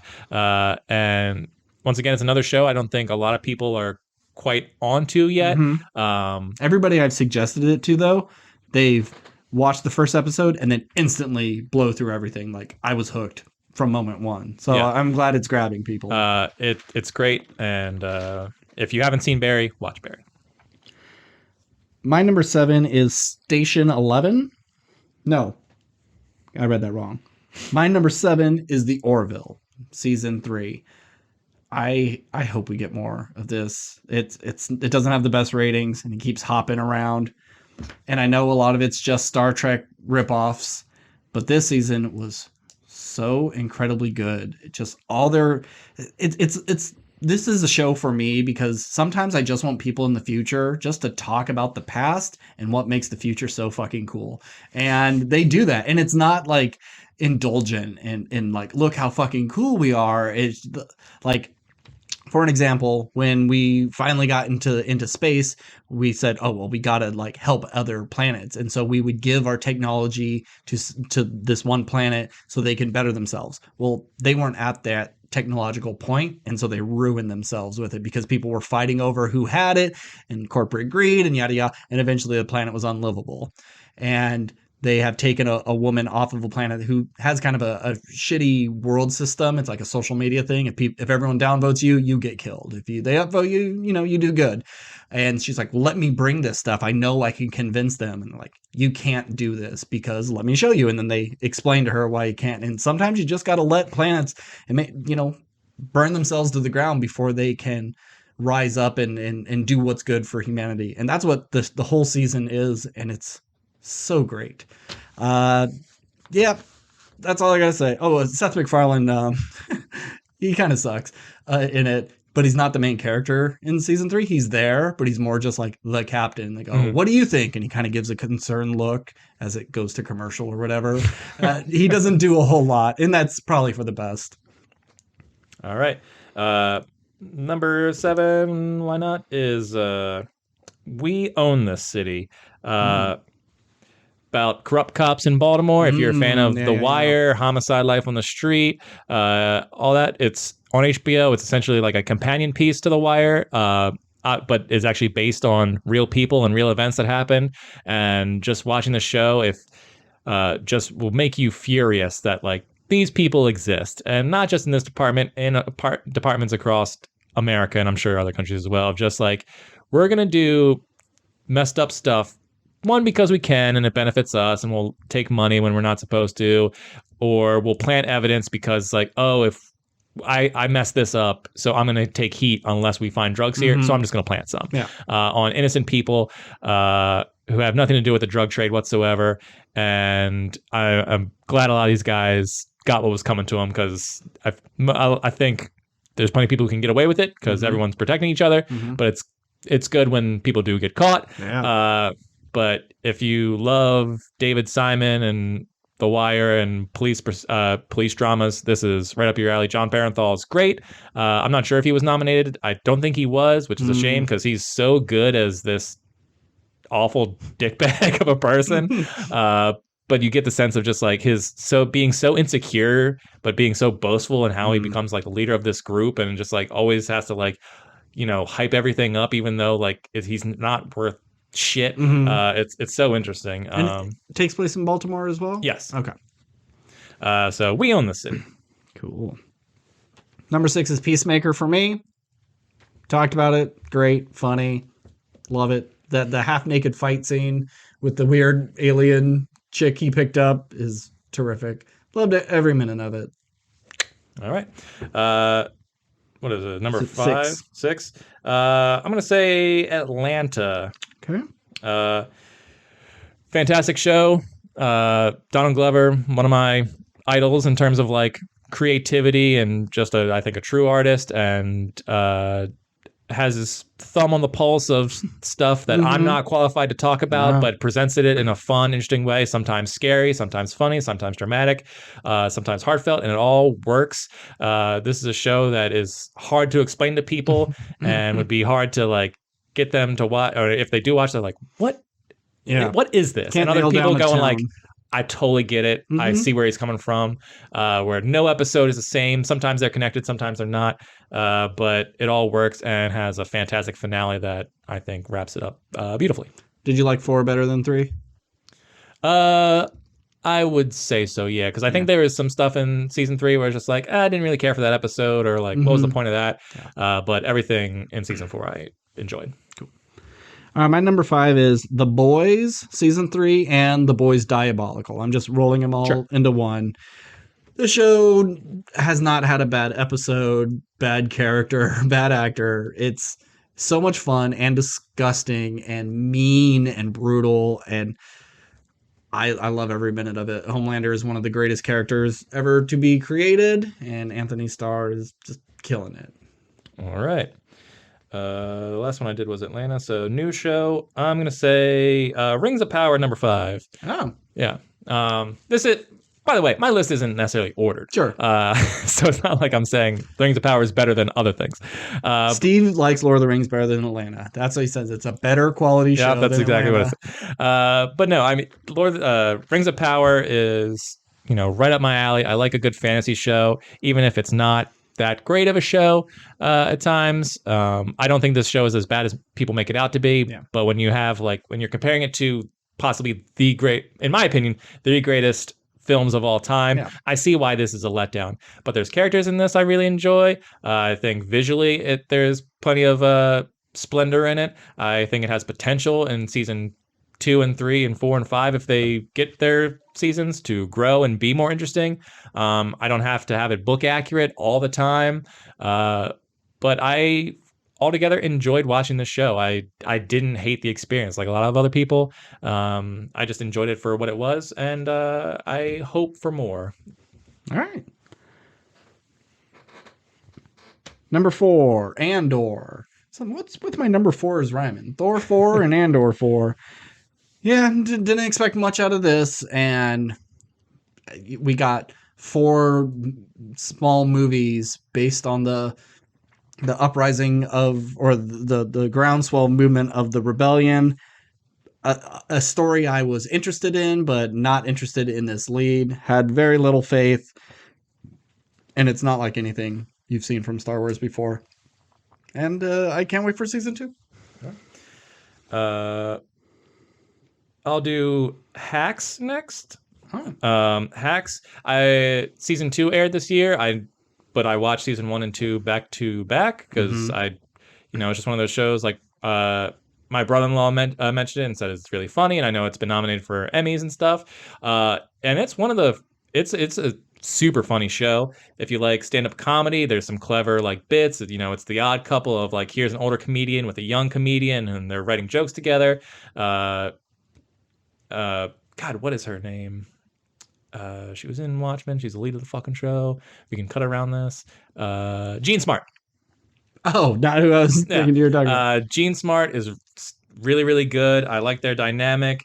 It's got heartfelt moments. It's got dramatic moments, but it's just pretty much a comedy all the way through. You like all the characters. You see their faults. You see their good, the bad, and it all works really well. And it's a comedy show that I don't think's on many people's radar, but I highly recommend it to anyone, especially if you like stand-up comedy.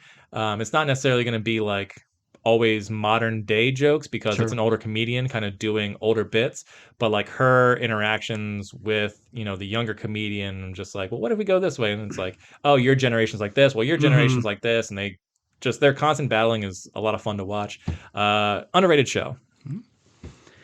My number 3 is Station 11. I'm pretty sure it came out in 2021, but it was like December and crept over into the new year. I don't count anything. I know. But I didn't watch this year. But I did watch it this year. I didn't watch it when it premiered. Okay. I watched it in 2022. I think it came out at the end of 2021. Fair. But I don't care. I'm counting it. It's one of the best shows I've ever seen. It's like Leftovers and this are what I will recommend when people say, oh, I have HBO, I want to watch something. These are going to be my go-to. A little something for everyone. Lots of different tones, lots of different styles, and really, really good acting. All right. Next up is The Bear. The Bear surprised me. I wouldn't say it's anywhere close to my favorite show of the year or anything. It's just a show that was just like, we heard so much about. We're like, all right, we'll give it a shot. And I think it's only like 6 or 7 episodes, but has one of the best episodes of television I've seen this year. And it's all pretty much every episode is set in this tiny little restaurant, mostly in the kitchen. We don't really even see a ton of like customer interaction. It's just like all these dueling personalities trying to like make this failing business work, and while also like having your lead just like deal with like the mental struggle of just like not only running the business but like personal problems. And there's a fun, nice little cameo from Joel McHale in one episode. As Joel McHale? Pretty much as a Joel McHale type. He's good at that. Yeah, he's very good at himself. But yeah, it's one of those shows that really kind of surprised me, and it definitely has potential, and that's what I'm looking forward to in a season 2. And they are getting a season 2?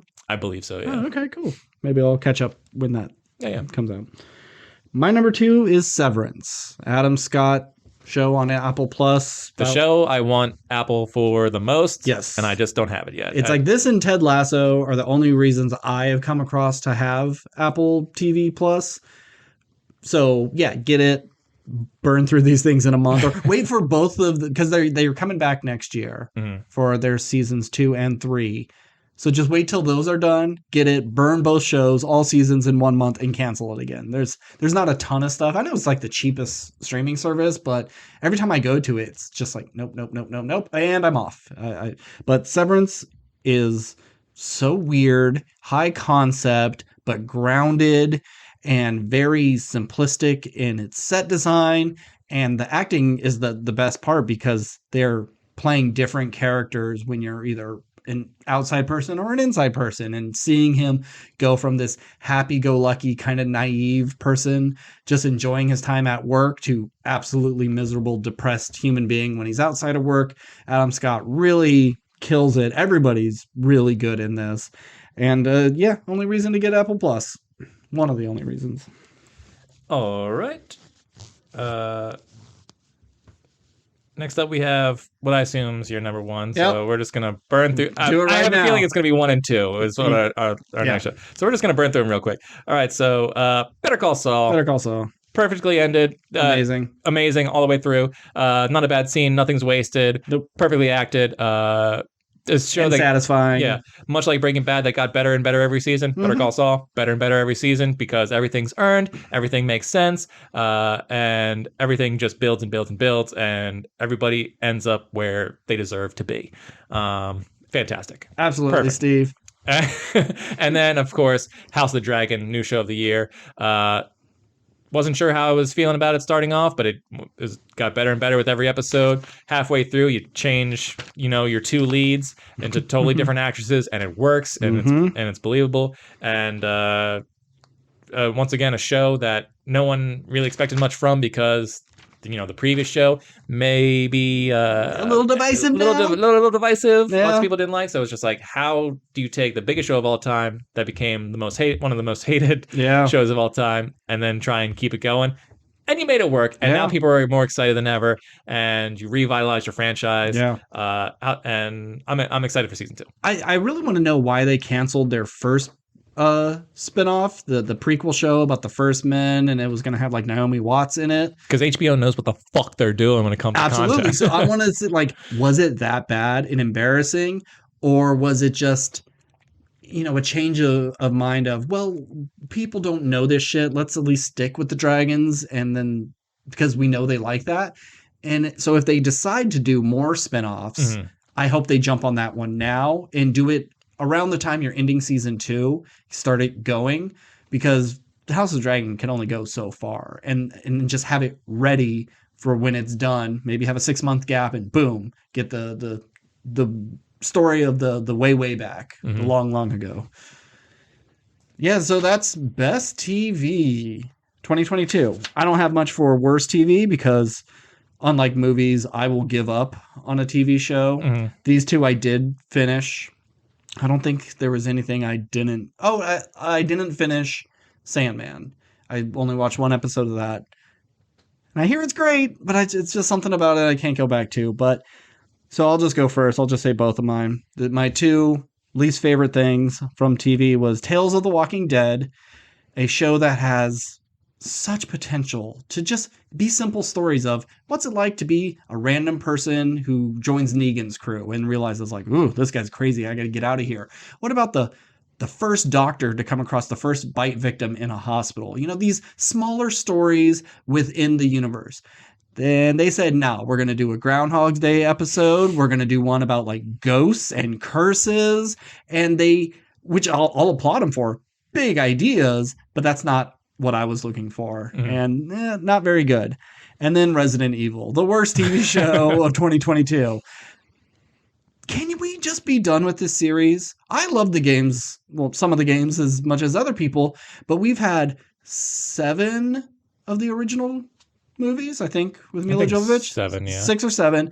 Then we got a reboot movie, which was bad. Then we got this TV show and a ton of CG like mini movies, and they're all bad. They have not cracked this code, and it's all there for you. Like, follow the games more. So that's what they did for the remake movie. But they followed 2 games and tried to cram it in 1. You can't take 2 20-hour games and make it a 2-hour movie. Yeah. It's ridiculous. Like, it's already there for you. But I think even if they did it, got the best cast, did exactly like the first game, I wouldn't care anymore. I've seen enough Resident Evil stuff that I just don't care. So I'm putting my foot down. No more Resident Evil stuff for me. I'll still watch Walking Dead spin-offs, but no more Resident Evil stuff. Jesus Christ. But hey, it's not on my most anticipated of next year. Actually, I don't even have like TV anticipated, I don't think. What's your worst TV? So I didn't do like a super deep dive of just like, let me try and remember every show I watched, or like, let me scroll down a huge list. So my worst TV is just middle of the road TV. There's episodes I liked, but mostly there's episodes I didn't like, and they all came from Marvel Disney Plus shows. Yep. So I have 3 shows: She-Hulk, Moon Knight, and Miss Marvel. Not horrendous shows. I think Moon Knight, coolest looking Marvel hero. Whatever his love interest, she's my favorite hero costume out there. Yeah. I love how she looks. She's awesome. But other than that, She-Hulk, I pretty much shit on for every episode in this podcast. Yeah. I kind of liked what they were doing in the finale, even though there was some weird choices there that I was like, I really don't know how to feel about that. Miss Marvel, I kind of enjoyed in the beginning, and then it really shit the bed at the end. Moon Knight was just fine all the way through. It was just, I don't know if these needed to be movies or if they just needed better writers on the show or more time with these kids. I don't know what it is, but the formula, they haven't cracked the code on TV, really. There's some fun stuff with Loki. WandaVision was pretty decent, but everything else, it's faltering for me, and I just have no real investment in these characters. And if this was their only time they show up and they don't show up ever again, I'd be okay with it for the most part. But I know, obviously, we're going to see Miss Marvel in The Marvels. Yeah. And if I would see anyone, I would want it to be Moon Knight and his love interest, whose name I forget. I'm sorry. Yeah. But, Lila? Lila, I think. Yeah. There you go. Hey, I can finally I don't know remember what her someone's superhero name. name is.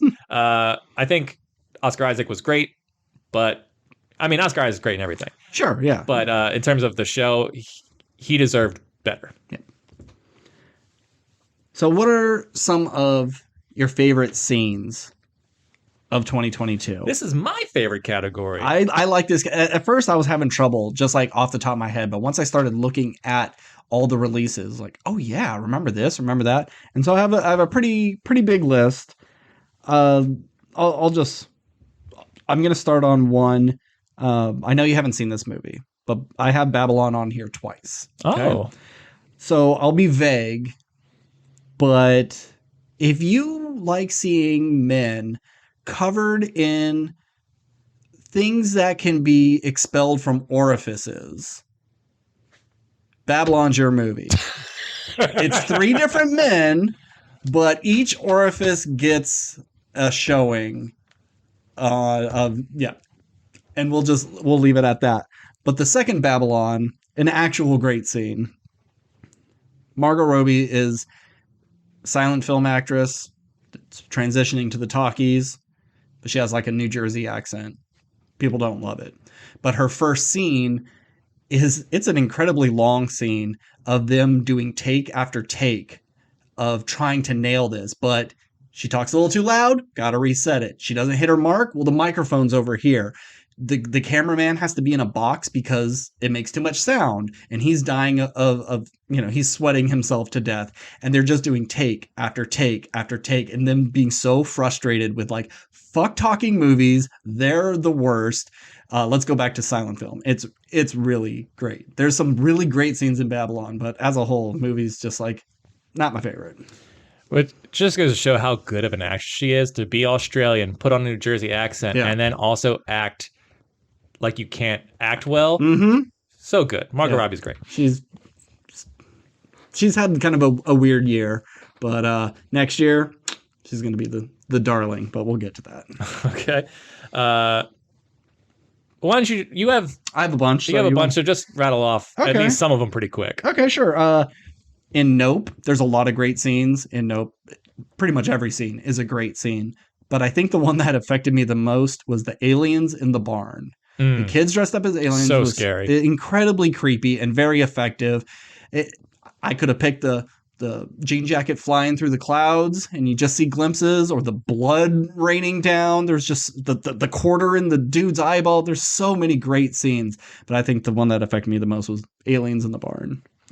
Also, really funny joke where as soon as he like sees it kind of pop out, he's just like, nope. It's like they all say it a couple of times. Like, yep, I'm out of here. Everything Everywhere All at Once, Raccacoonie.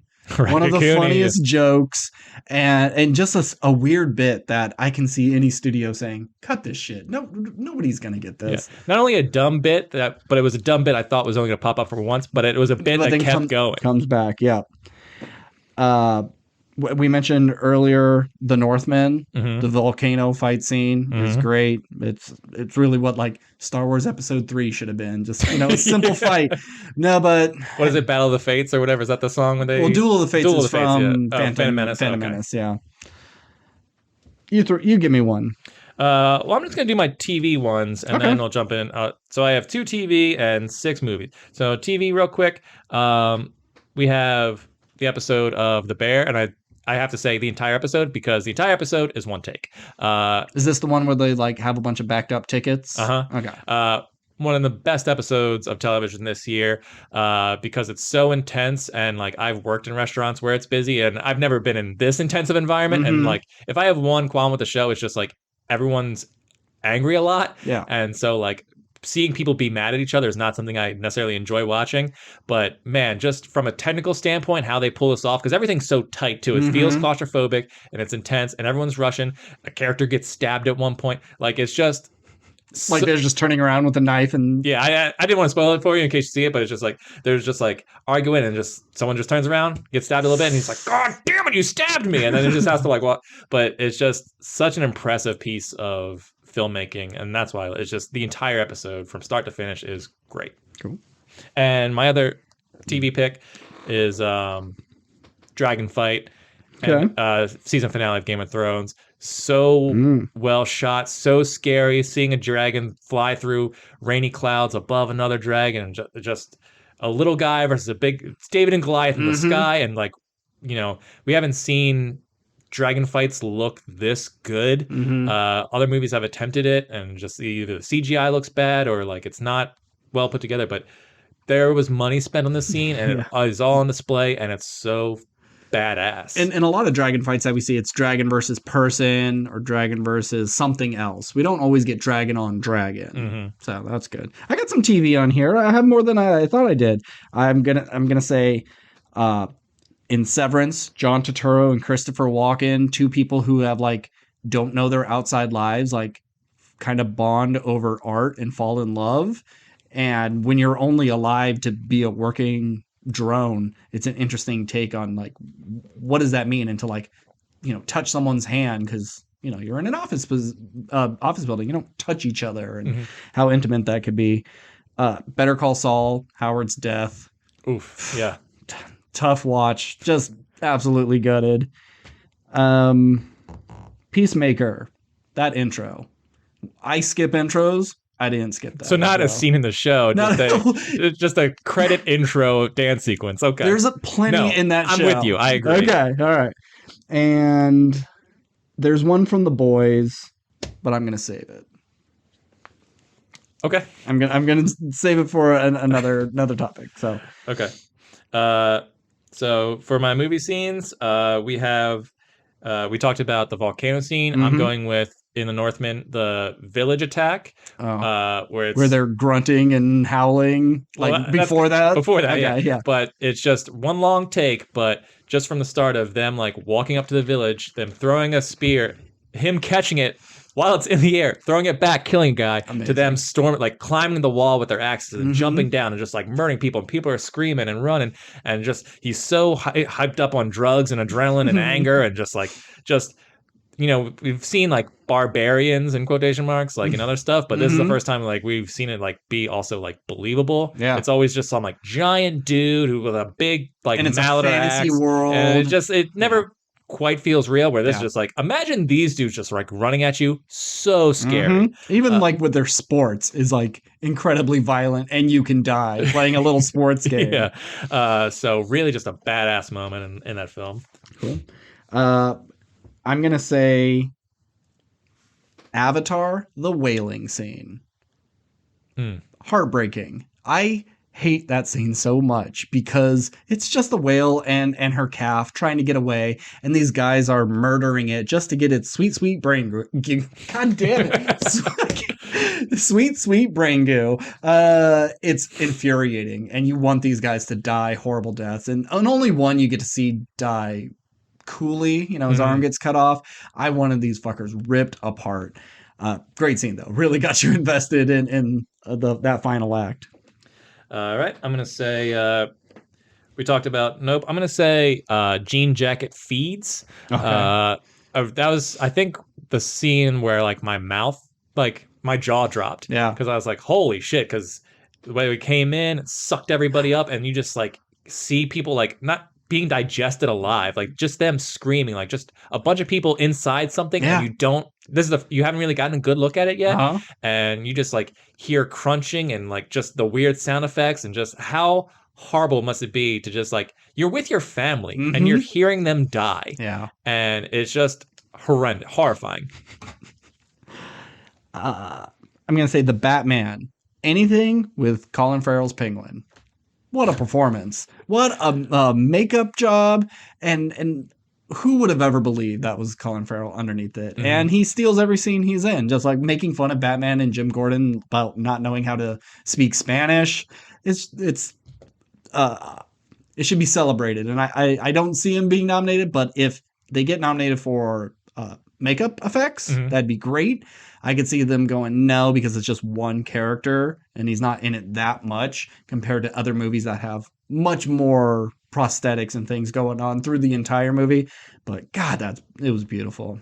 Well, I'm going to piggyback off of that and say the monologue of fear in the near the beginning of the film, where it really like kind of sets the tone for the whole movie of just seeing these like criminals like being scared of a dark alley because they don't know if the Batman's down there, and you kind of see the city and how the criminals' relationships with the Batman, and that just like him monologuing about like what it is, fear, and how it affects criminals and how he's going to use it against them, and really like establishes who Batman is, who we've seen before. Just really great scene, and then just leads into the Metro fight scene where you see Batman beat up guys for the first time, and really like sets the tone of like who he is as a character and how he treats criminals, and just like showing no mercy to these dudes, just beating them mercilessly. Awesome scene. In a movie that I was just okay with, Doctor Strange and the Multiverse of Madness, when Black Bolt shows up. I mean, him showing up and then having his mind blown, because I was blown away.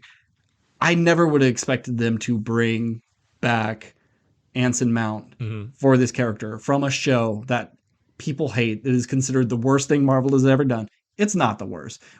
This year has proven that we can go lower. It's a bad show, but it's on. I think it's as the quality of like your Green Arrows or your Supergirls. It's just that cheap TV show stuff.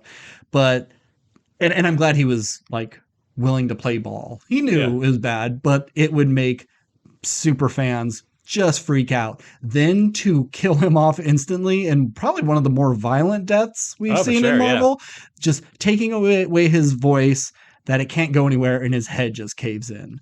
And I mean, the rest of that scene is fantastic as well, but that shocked me. All right. I only have 3 more. Okay. I'm going to say the tank scene in All Quiet on the Western Front. Okay. War is scary in itself, but I can't imagine what it was like to be in the trenches, like fight all these people, like close combat. You're running across the field, getting shot at, bombs going off, and then you like kind of take their spot, and you're like, okay, I did it. And then, like the Mama kill scene of the elephants in Lord of the Rings, you see these hulking giant things coming at you. That they're people who've never even knew what a tank was until this thing, and then you just see these steel monstrosities, and you're just shooting at them, and nothing's happening. Yeah. And they just keep coming, and they're running over your friends, like right next to you. So fucking scary that this existed at this time. Those poor guys. Yeah. Scary stuff. You said you have one more? I have 2 more. Okay. I'm going to say Violent Night, the Home Alone scene. Very memorable scene probably the most memorable scene from that movie. And just so painful. Like Home Alone is painful looking, but it's played for laughs. Yeah. This is really, really fucking painful. And yeah, it's kind of dumb that he gets a nail driven into his head the way he does, but yeah, best scene of the movie, I think. Okay. I'm gonna say the fastest man alive scene from Top Gun, because I think that's the first point in the movie was just like, God damn, this is something's happening here. Like Tom Cruise in an experimental ship going like Mach 10, which I think we talked about in the pod where I looked up is like you can only survive for like 10 seconds. Yeah. But he was doing it like for way longer, whatever. Mhm. But it was just beautifully shot, super cool, big spectacle, so much fun. Tom Cruise is a star. Love that scene, and it set the stage for everything that came after in terms of like action sequences. This is just a fun little one, but did you watch The King's Man? It's been on my like queue of like I'm gonna watch this soon. I'm gonna watch it soon. I just haven't gotten around to it. I love and it. I hear it's actually pretty good. It's good, especially compared to that second one. Oof. But okay, then I'm gonna skip this one since you haven't seen it. It's a post-credit scene, and it's kind of hilarious. Okay. So I'll skip that. But what about Men? You saw Men, right? I did see Men. One of my least liked scenes, but man, was it memorable. The birth and rebirth scene at the very end. Just Lovecraftian, disgusting body horror, and really good looking effects and believable. Say what you will about the movie. I enjoyed it well enough. But I'd say of the horror movies that came out this year, it's on the lower side. But that final scene, it's kind of nonsense, but really affected me. All right, gross stuff.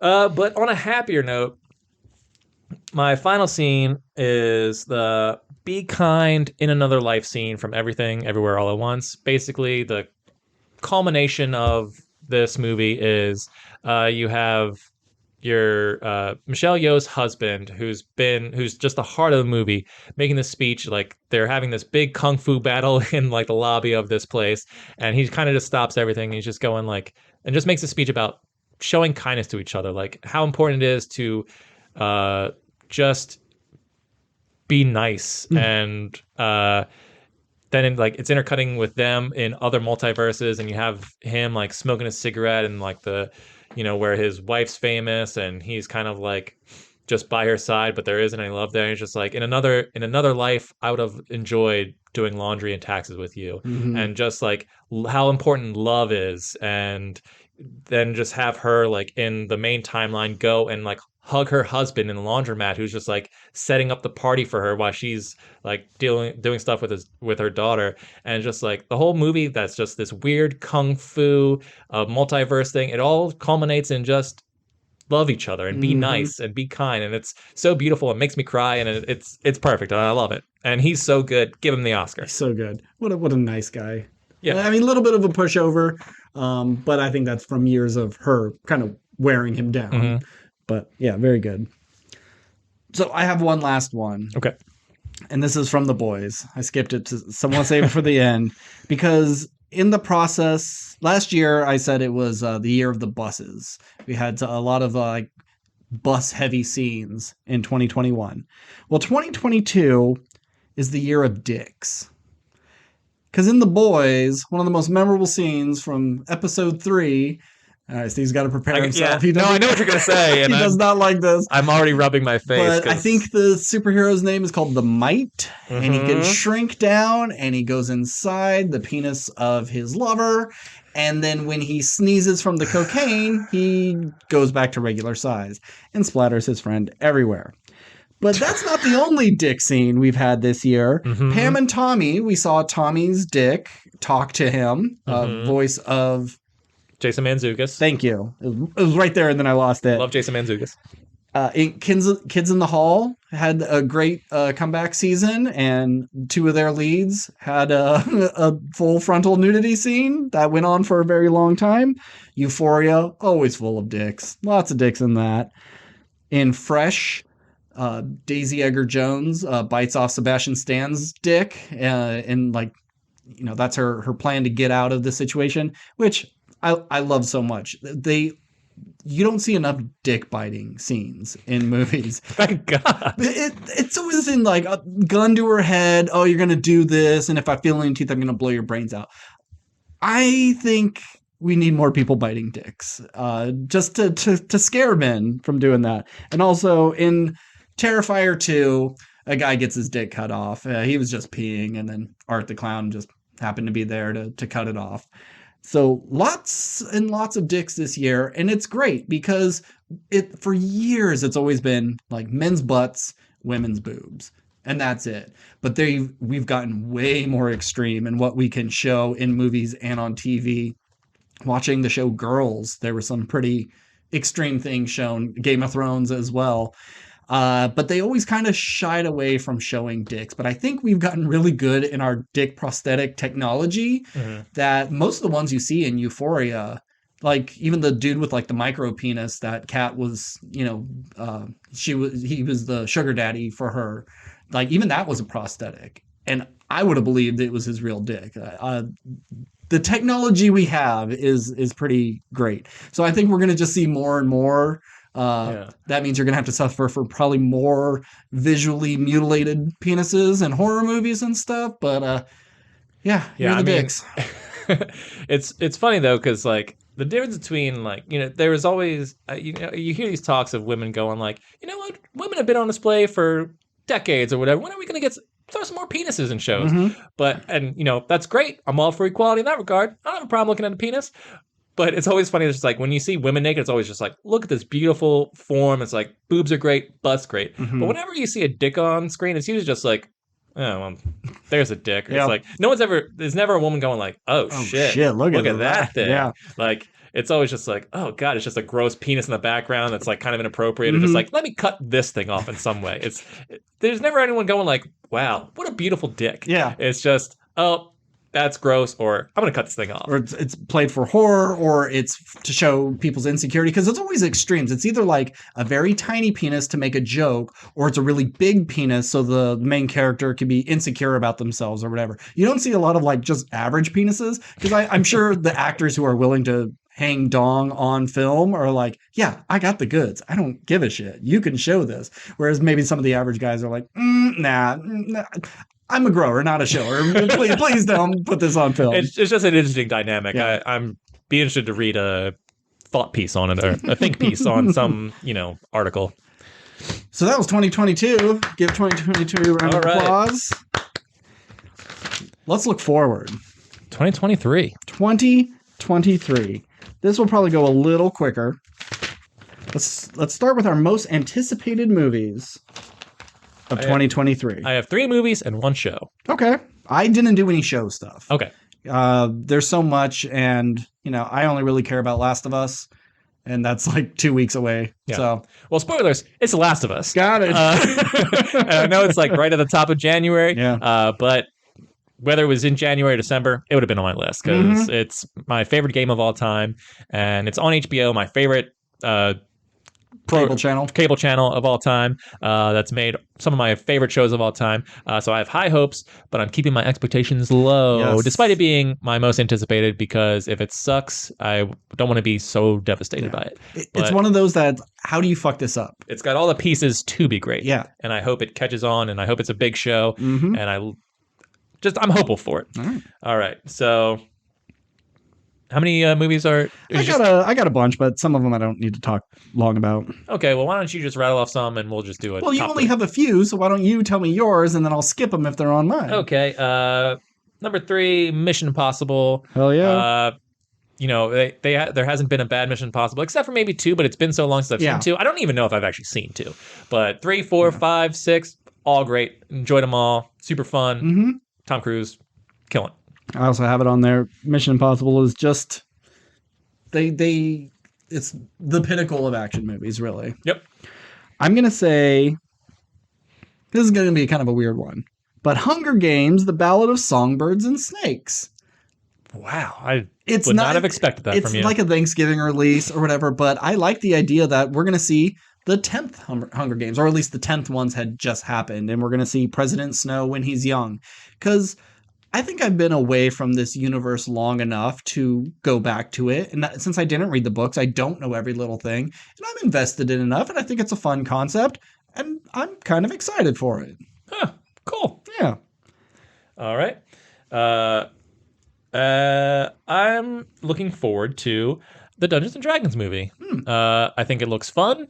I think, especially since we had the one from 2000 or 2001 or 99, whatever it was. I think it was 2001.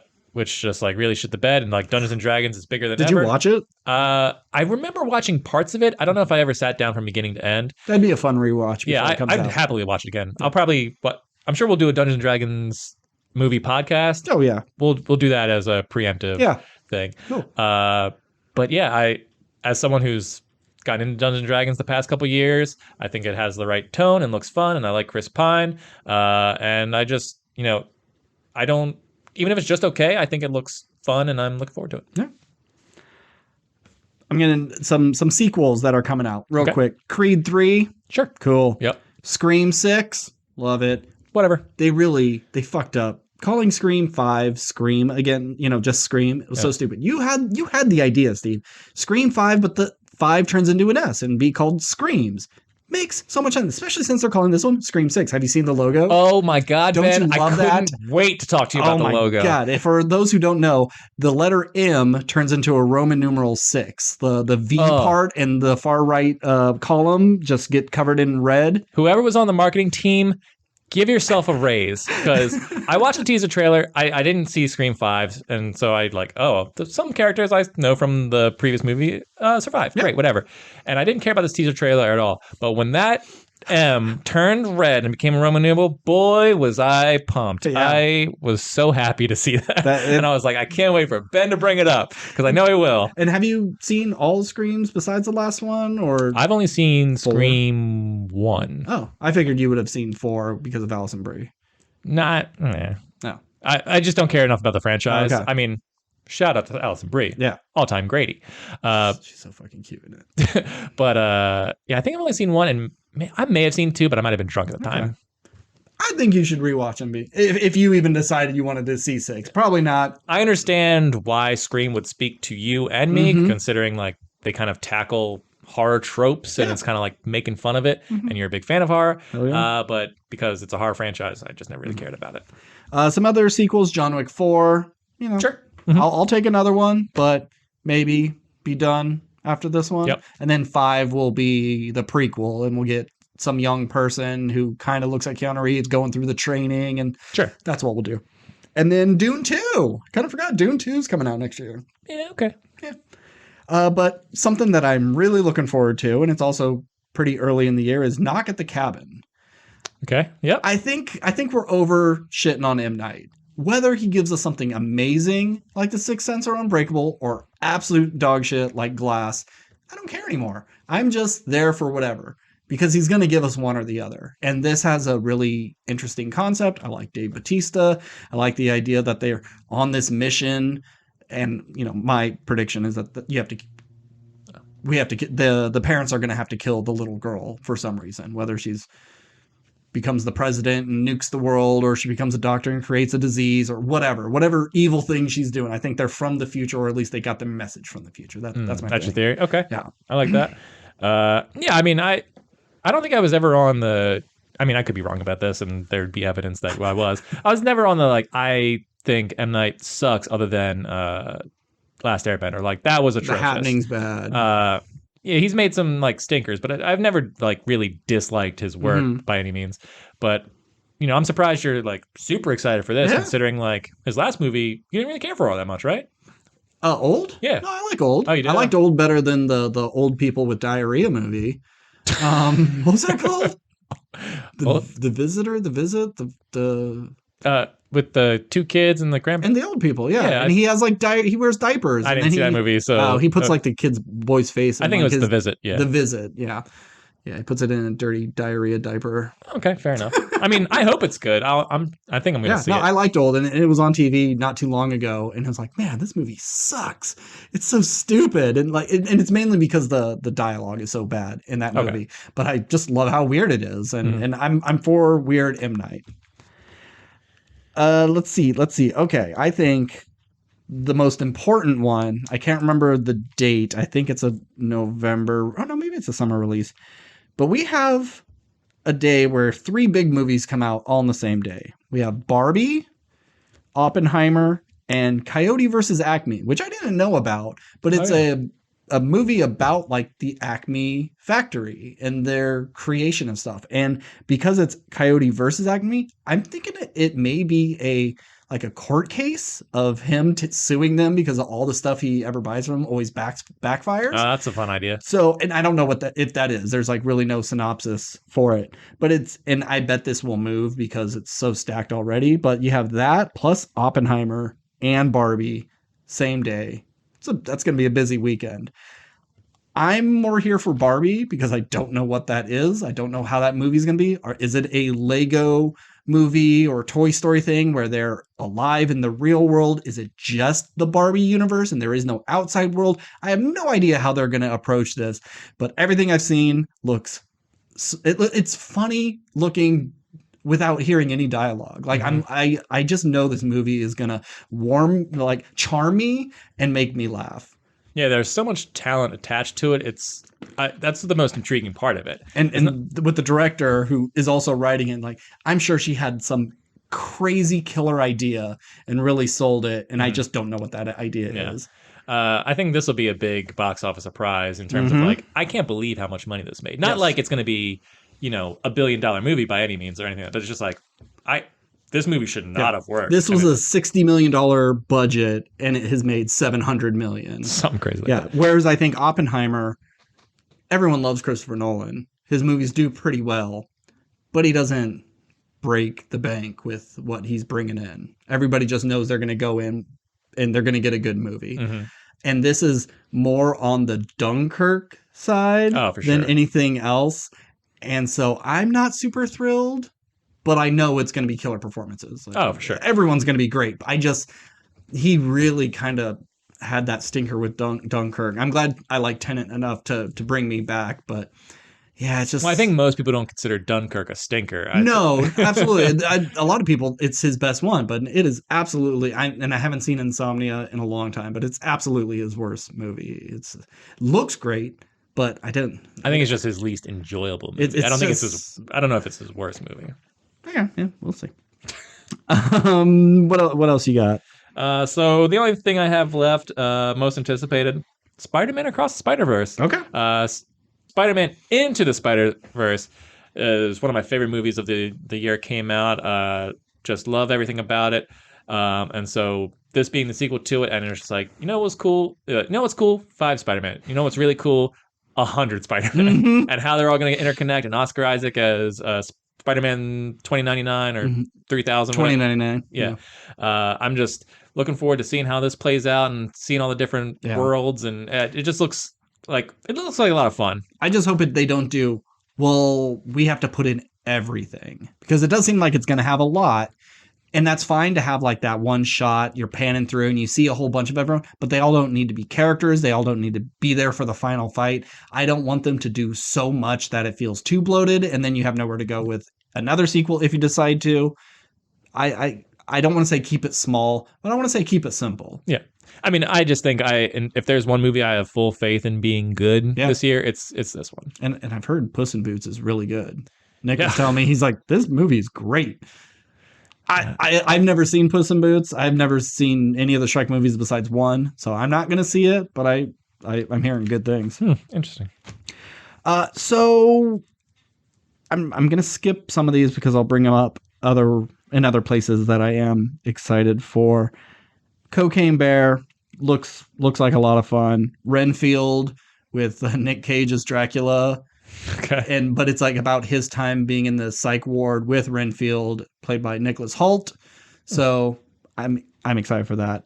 And Megan, that's I know that's more of a for me thing. But I'd say 65 is my most anticipated movie. It comes out in March, I believe, but it's just Adam Driver on a dinosaur planet. Is it our planet 65 million years in the past? Is it another planet? Who knows? I think we're going to get a twisty thing. Did we talk about this? Like, We talked about, I don't know if we talked about it on the pod, but we definitely Probably talked about not. it a little bit in Yeah, our personal.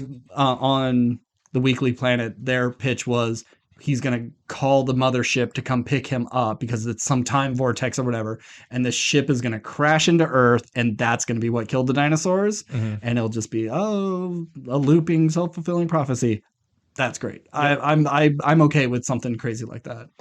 But as we've said before, Jurassic Park does not own dinosaurs. Anybody could be making dinosaur movies, but everyone were cowards. But then they said, hey, let's put Adam Driver killing dinosaurs to save a little kid. Love it. I agree. And do you have any more? No, I'm all good. Okay. So let's do the opposite. The least anticipated. The movies that you're saying, who the fuck asked for this? This is going to be stupid, or I don't want any of this. I have 4. I only have one most unwanted. Okay. Shoot.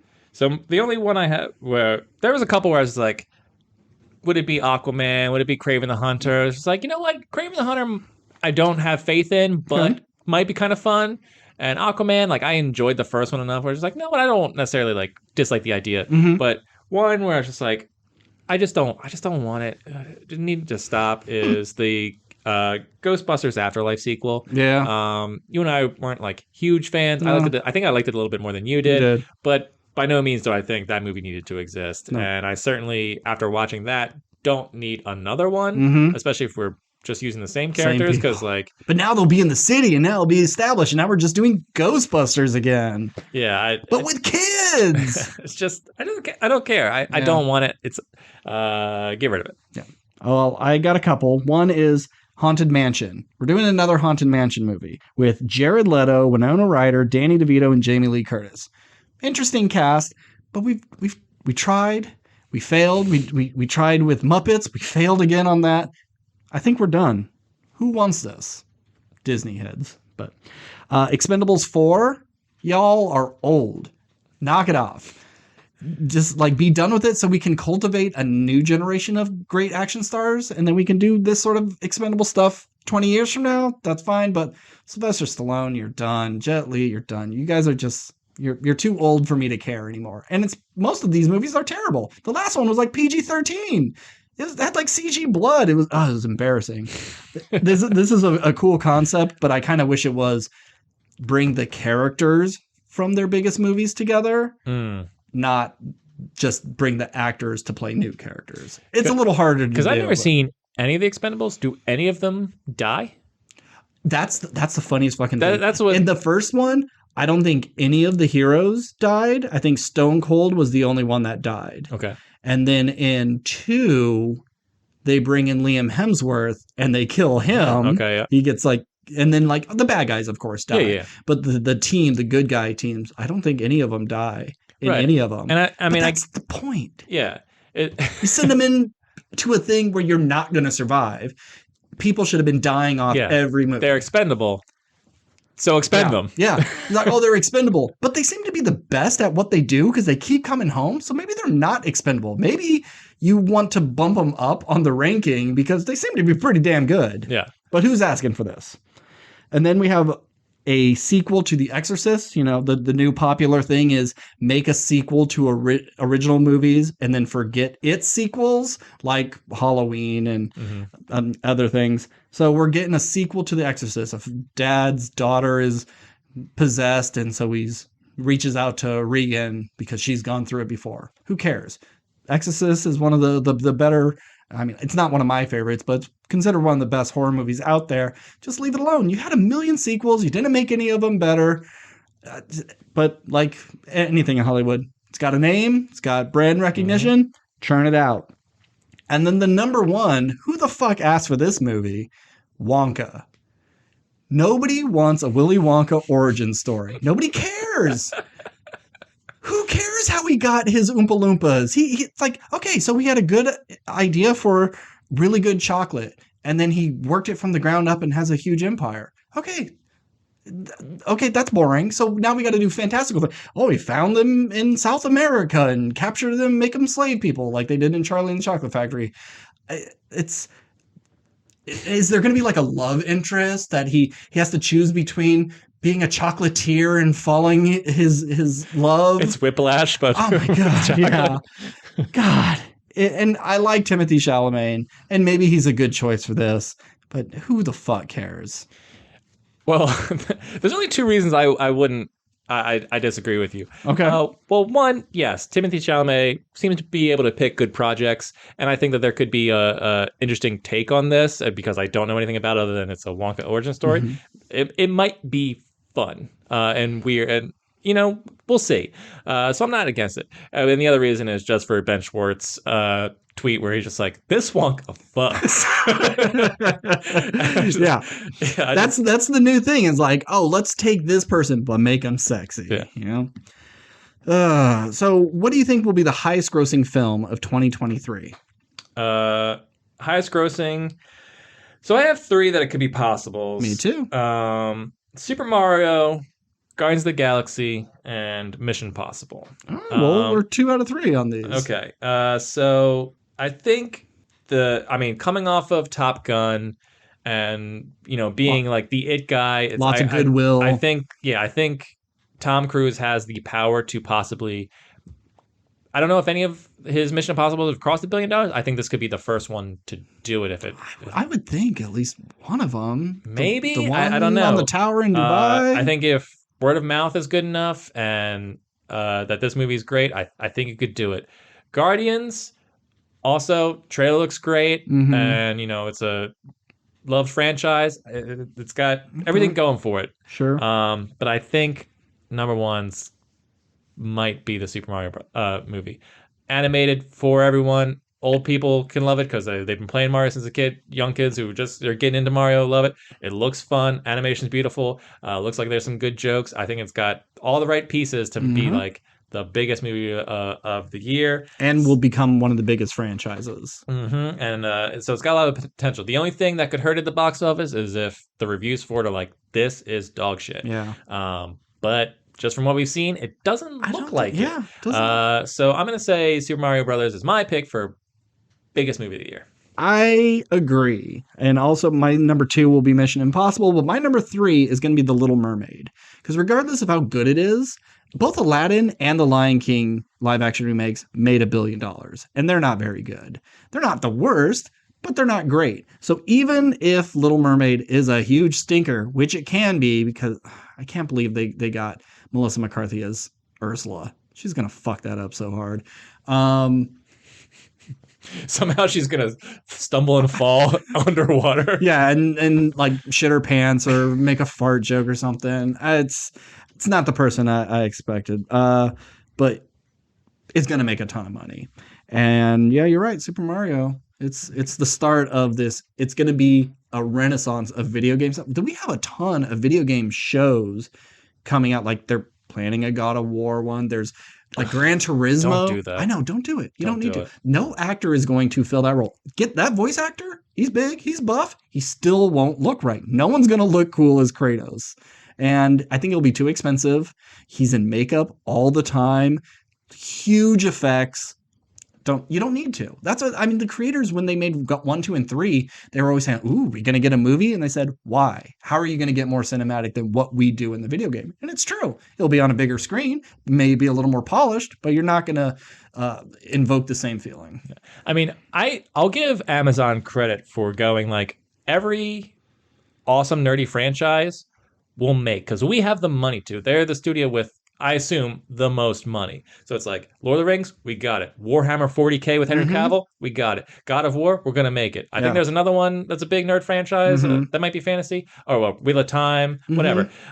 It's just like I give them credit for like, hey man, all these things that you want that no one else can pay for, we'll do it. Yeah, we got the money. Yeah, but we're not gonna work too hard to make them good. Yeah, like that's my big concern. Yeah. It's like I would love it if the God of War show is the greatest show ever made. Sure.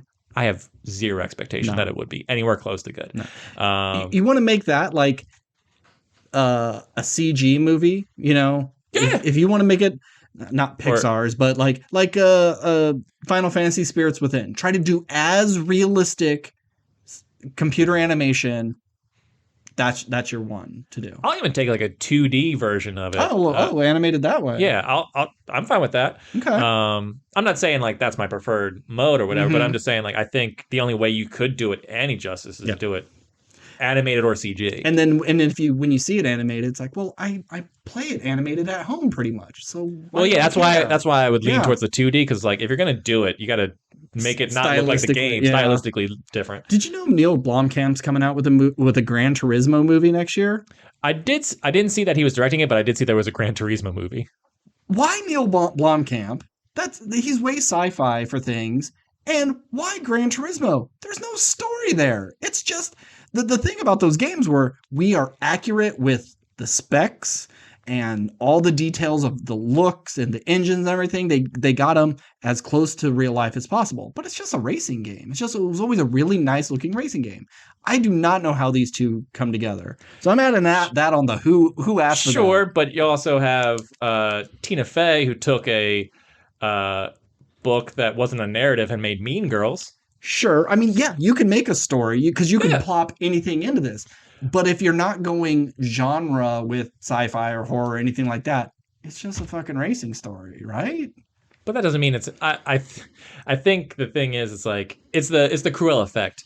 Cruella is a great movie, but what holds it back is that it's based on Cruella. Yeah. Where like Gran Turismo could be a great movie. It's just like you're just throwing a known franchise type on it, even though it has nothing to do with that franchise. Yeah, honestly, if you're gonna do that, this is the smartest move. Yeah, because like you have something that doesn't have a story, and we're giving it a good one. Yeah, hopefully they had the rights to it, and he's like, hey, I have this idea for this, and like, we don't want to make it. How about you make this Gran Turismo movie? And like, well, I could actually incorporate that. So you pay for the movie I want, I'll sell your bullshit. Yeah. So, strange. So I'm not totally against the Gran Turismo movie, but I don't care. I think we're getting like some sort of Call of Duty thing. Horizon Zero Dawn. There's just a lot of things coming out on like every streaming service is trying to get their own video game thing. So Mario is gonna fucking kill it. It's huge money. Mm-hmm. I'm gonna say 1.3 billion. Yeah, worldwide appeal too. Oh, everybody knows it's that there. I think I've even mentioned it before. There was a study. They always say like what's the most popular word? Like everybody in the world knows the word Coke and they know what it is. The second most used word is like okay, because everybody says okay and knows what it means.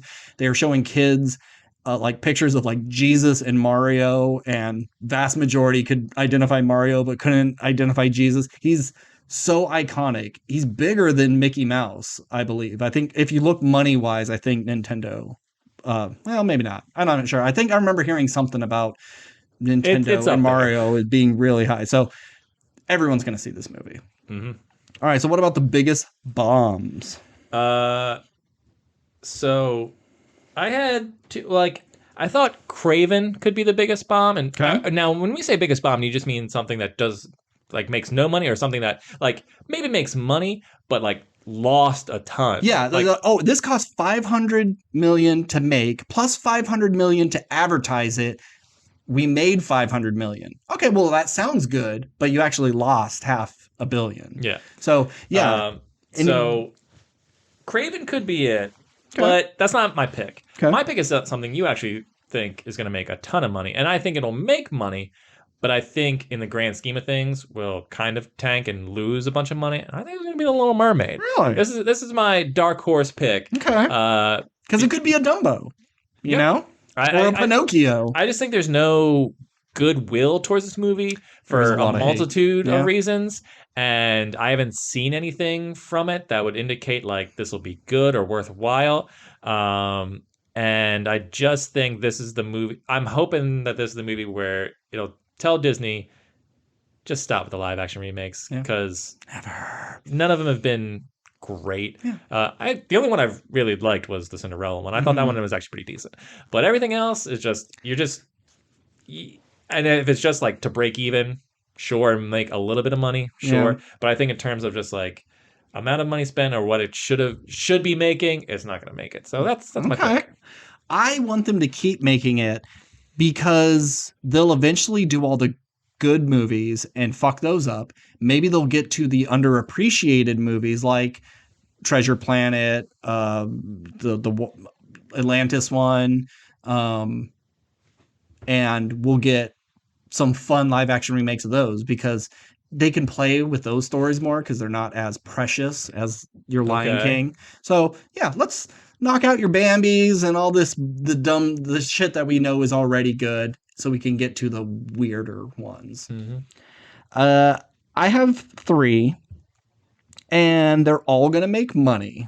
Okay. But they're all too expensive to really be profitable. And I think we're over it. One of them was Expendables 4.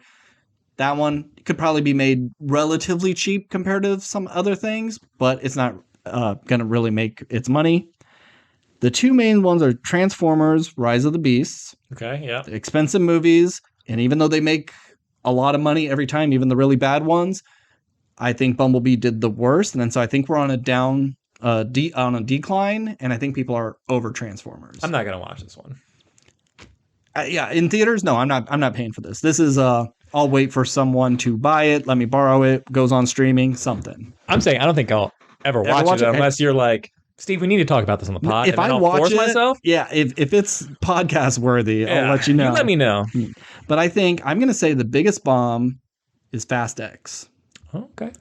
Nobody gives a shit about this franchise anymore. You started off just whatever. You had this peak of like 3 movies where people were really invested, and then it went to your head and you thought you could do anything. 5, 6, 7. The crazier, the better. 8. And then you are adding dumb characters, stupid stories. And I think they're adding even more people. I think Gal Gadot's back. It's like, they can't let anybody stay dead. Everybody's got to come back. And I think they're even teasing like Paul Walker's going to be back. Don't do that. It's disrespectful. I don't care if the family gives the okay on it. You're only doing it because you want to make money. I don't think you are doing it out of respect. Oh, this character is so good that we have to bring him back even after whatever. This movie is going to make a ton of money. But because of how many directors they've gone through and reshoots and the ballooning cast, it is not making its money back. I don't think you're right. But hey, I was wrong. Last year, I said the biggest bomb was going to be Uncharted. Wrong. It made its money. It'll probably get a sequel. I thought Top Gun, nobody cared about that. Totally wrong. I did say the 2 highest grossing films were going to be Lightyear and Jurassic World. Jurassic World did make money. It did get into the billions, which is crazy for how many people hate it. And Lightyear pretty much tanked. So I'm not good at predicting things. They all sound really good right now and make sense, but by the time I see a trailer for Fast X, I'll probably be like, fuck that one. Well, Fast and Furious franchise, I only watched 8 because I was over your house when we watched it, because I was like, I haven't seen that yet. And now 9's been sitting on my HBO queue for over a year. And I'm like, I gotta watch it because I've watched the other ones. It's like, I can't, but it's so hard to bring myself. It's like, I gotta spend 2.5 hours in this world that I don't care about anymore. It's such a drag because it's like, I know this movie, I think it's even people dislike, or it's considered, it's worse than the last It's worse than 8, and I didn't like 8. 8's bad. 7, solid. Yeah. And it's weird that it's like, 5, 6, and 7, pretty solid upward trajectory, and then 8 and 9 just garbage. So I'm not looking forward to 10. No, but it is funny, like seeing John Cena trying to be Vin Diesel's brother, like slathering him in tanning makeup just to make him look somewhat similar. There's some okay there's was it that one with the drone cars? Like they pilot a bunch of cars remotely, and it's almost like a zombie film. Like they're driving it, and all these cars are just like busting out of like parking garages and stuff and chasing them down. It's like World War Z. It's a pretty good scene, but the movie is woo. Okay. Jesus. Real quick, I think when you were talking about who asked for this, like I only had that one, but I do have a who asked for this and what is that? Did we skip over that? We're not at what is that yet. That's going to be the last thing we do. Okay. So my most unwanted was the Ghostbusters Afterlife, but who asked for this? We're not there yet. We're not. Oh, okay, I'm sorry. I'm just clarifying because you were saying who asked for this as you were saying. That's what was confusing me. You're right. Go for it. So I took who asked for this in a different direction. Okay. As in who asked for this because thanks for asking for it. Okay. That's where I went with it. And who asked for this? Cocaine Bear. Yeah. I didn't know anything about this movie. The trailer came out in the past week or two. and like it looks dumb, but it looks like the right kind of dumb, Mm-hmm. and it looks fun, and it's a movie I'm actually excited for. I don't expect it to be good, No. but I expect it to be just like this is the movie you put on for fun. It's just like, oh, this will be a fun hate watch Yeah. if it's bad, but it might be good. I don't know. I just like it's a fun concept of like what happens when a grizzly bear's hopped up on cocaine and just goes on a murdering spree. And I love it. I want more silly movies like this. So who asked for this? I owe you a beer or something. Thanks. Well, you know it's based on a true story, right? I know, but Okay. I guarantee that nothing in this movie is No. accurate at all. But I'm saying it's like Yeah. you took a headline and you were like, I'm gonna make a whole dumb movie out of it. I'm pretty That's sure fun. the bear ate all the cocaine in one sitting and went like on a rampage for like an hour, and then its heart blew out. It was something like that. Like it was so. I think the joke was for an hour, this was like the greatest apex predator on the planet, and then it was just too much, and he died. Yeah. So he wasn't chasing down ambulances and jumping into the back, none of that shit. But yes, there was a bear who ate cocaine. There was a bear who ate cocaine. Yeah. Okay. So let's do. We're almost done. Oh, yeah. Best and worst comic book movies of 2023. I have a list of 11 comic book movies coming out next year. So I'll go through them and you give me like a 1-2 word answer. This is the best. This is the worst. This is meh. This is whatever. Okay. All right. So these are mostly in order, but then I forgot some. But Ant-Man and the Wasp: Quantumania. Mine probably number 2 pick. Okay. I think this will be fine. Mm-hmm. Nothing special. Shazam! Fury of the Gods. Don't care. This is a meh for me as well. I don't think it'll be bad. It'll just be kind of like the first one. Like, okay, that's a thing. Guardians of the Galaxy Volume 3. Okay, this is my number 2. Ant-Man's number 3. This is the number 2 for me, yes. I think it will be the most emotionally impactful comic book movie. Yep. Agreed. Spider-Man Across the Universe. Number one, baby. Best. Good stuff. The Flash. No. I think I haven't liked anything the DCU has done, except for Man of Steel's pretty solid. But everything else, okay, whatever. No, I don't care. Ezra Miller can go fuck himself. Yeah, just kill the franchise. I am excited for this one though, just because they've killed the franchises of everything else. How do they salvage this? Or do they even bother? Do they say this is the final chapter in the Zack Snyder DC universe? And it's been like reshoots and re-edited and fixing things and recasting. It is going to be such a mess. And so I'm very excited to see. And I bet it's going to be 2.5 hours long. Yeah. And I don't want any part of it. Yeah, because we can't pull this out because then this doesn't work, but we have to put this in. Yeah, it's going to be so messy. Blue Beetle. This is my pick for worst comic book movie. Okay. Because I think there'll be elements of The Flash that could be solid, or like that's a neat idea, or like it has the source material, but just like didn't stick the landing because it had so many problems that, and there's so many other factors with it. But Blue Beetle, I think, is a movie that like there's a 10% chance it's surprisingly good, but I think there's a 90% chance it's just like forgettable and boring and dog shit, and like it just doesn't have anything go for it. I haven't heard any buzz about it. I haven't, we haven't seen a trailer yet, and I don't know what month it comes out, but I just don't expect anything from it. And it's a character no one knows, and I think it's gonna be another Morbius. I said this can go either way. I think this is kind of a 50-50. It could be that we don't know about this character enough so they can sell us anything, and it could be good enough. Or we don't know and love this character enough to care, and they try to go too deep with it and too accurate. I'm not sure, and it's a pile of shit. I think this is. I think they pulled an interesting director, and like it was outside of like the DC EU, which I think they are working on. Like,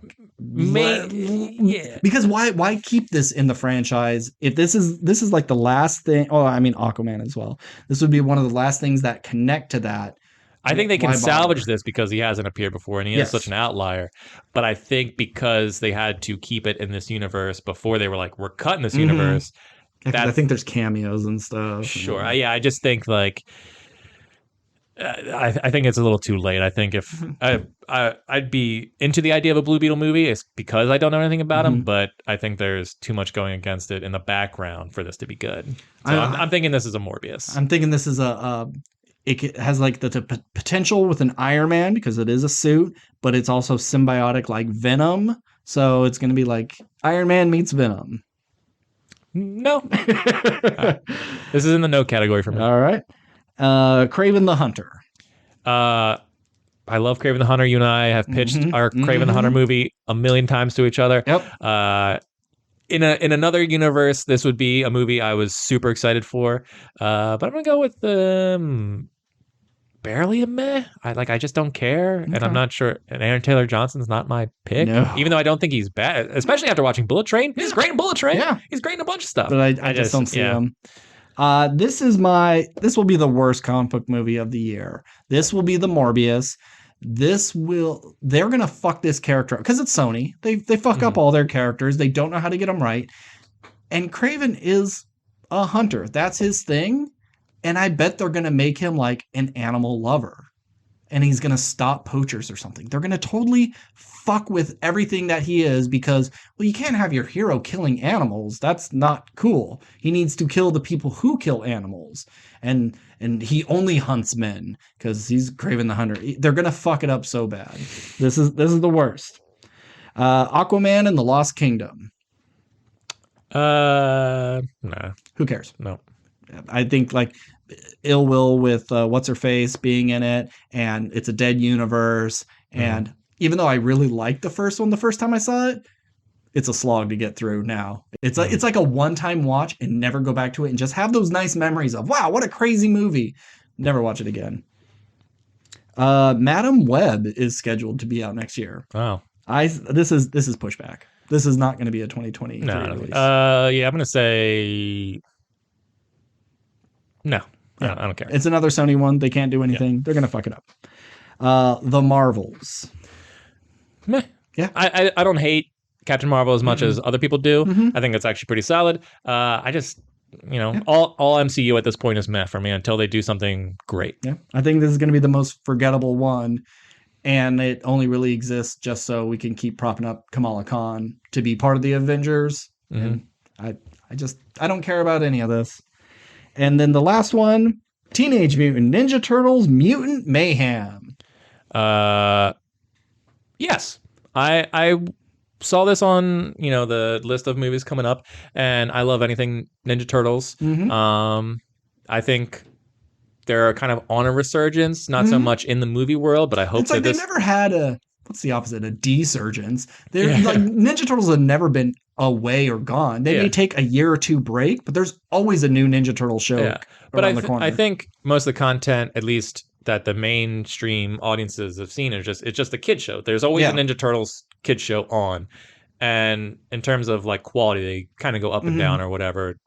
But in terms of the movies, not since 2, which I guess you could argue is okay, even though like today's standards, that's a bad movie. Yeah. Secret of the Ooze. Okay, yes. They haven't made a good Ninja Turtles movie. No. TMNT's pretty good. Yeah. And this is an animated one. It's not live action. But there's some decent talent behind it, and I'm looking forward. Like Last Ronin is one of the best comics that's come out in the past year. Shredder's Revenge came out. That's a super fun game. Like Ninja Turtles are so cool. They're so cool, and they're making good content. So I'm hoping that this is a good starting off point for more Ninja Turtles movies in the future, because I would love to see more Ninja Turtles stuff. Oh yeah. They just need to find the right niche creatively to really push them. I'd like to see a live action one that was good. Yeah, and when I first heard that Seth Rogen was doing this, I thought it was going to be a live action. I thought so too, yeah. So I'm a little disappointed there, but I think this has potential classic written all over it. I can see this being the Spider-Verse of this year. Something that's just a little different and people wrote off, but it's actually pretty damn good. Yeah. Hopefully. So yeah, we're in agreement. Top 3, Spider-Man, Guardians, Ant-Man, All right. Good stuff.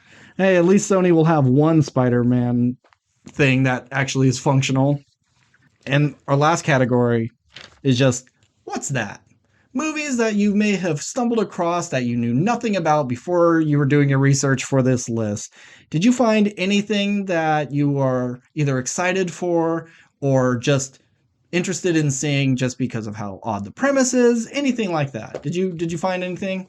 So once again, I may have misunderstood the assignment, but so I just looked at movie titles. I didn't look at synopsises. Okay. I didn't. It's Well, I looked at titles as well, and then when like, well, what's that? And then I clicked on it to see if it was interesting. Oh, I thought that eliminated the what is that? Because once I read about what is it about, Sure, I guess, yeah. And my I think, apologies if no, that's I not where think we're you going. got the assignment right. I think that's how I did it last year. Because I thought it was going to be a like point. we'll pick a title and then we kind of guess what that is. Yeah, I always had that as an idea for the podcast, but it never came about. Oh, all right. But I only have two things. All right. Well, you go and then I'll go. Okay, so movie's called Next Goal Wins. Okay. Yeah, I This remember seeing is that. a Taika Waititi movie, and it has Michael Fassbender and others, and it's about a soccer team who had one of the biggest losses. It was like 31-1. It was like this Jesus. embarrassing thing, and it's about them trying to years later redeem themselves. This is a perfect Taika Waititi movie. Yes. It sounds just like. But this is his last chance. If this is not a great movie, I'm done with Taika Waititi. Fuck that guy. He keeps making really bad stuff. I think he's getting too big for his britches.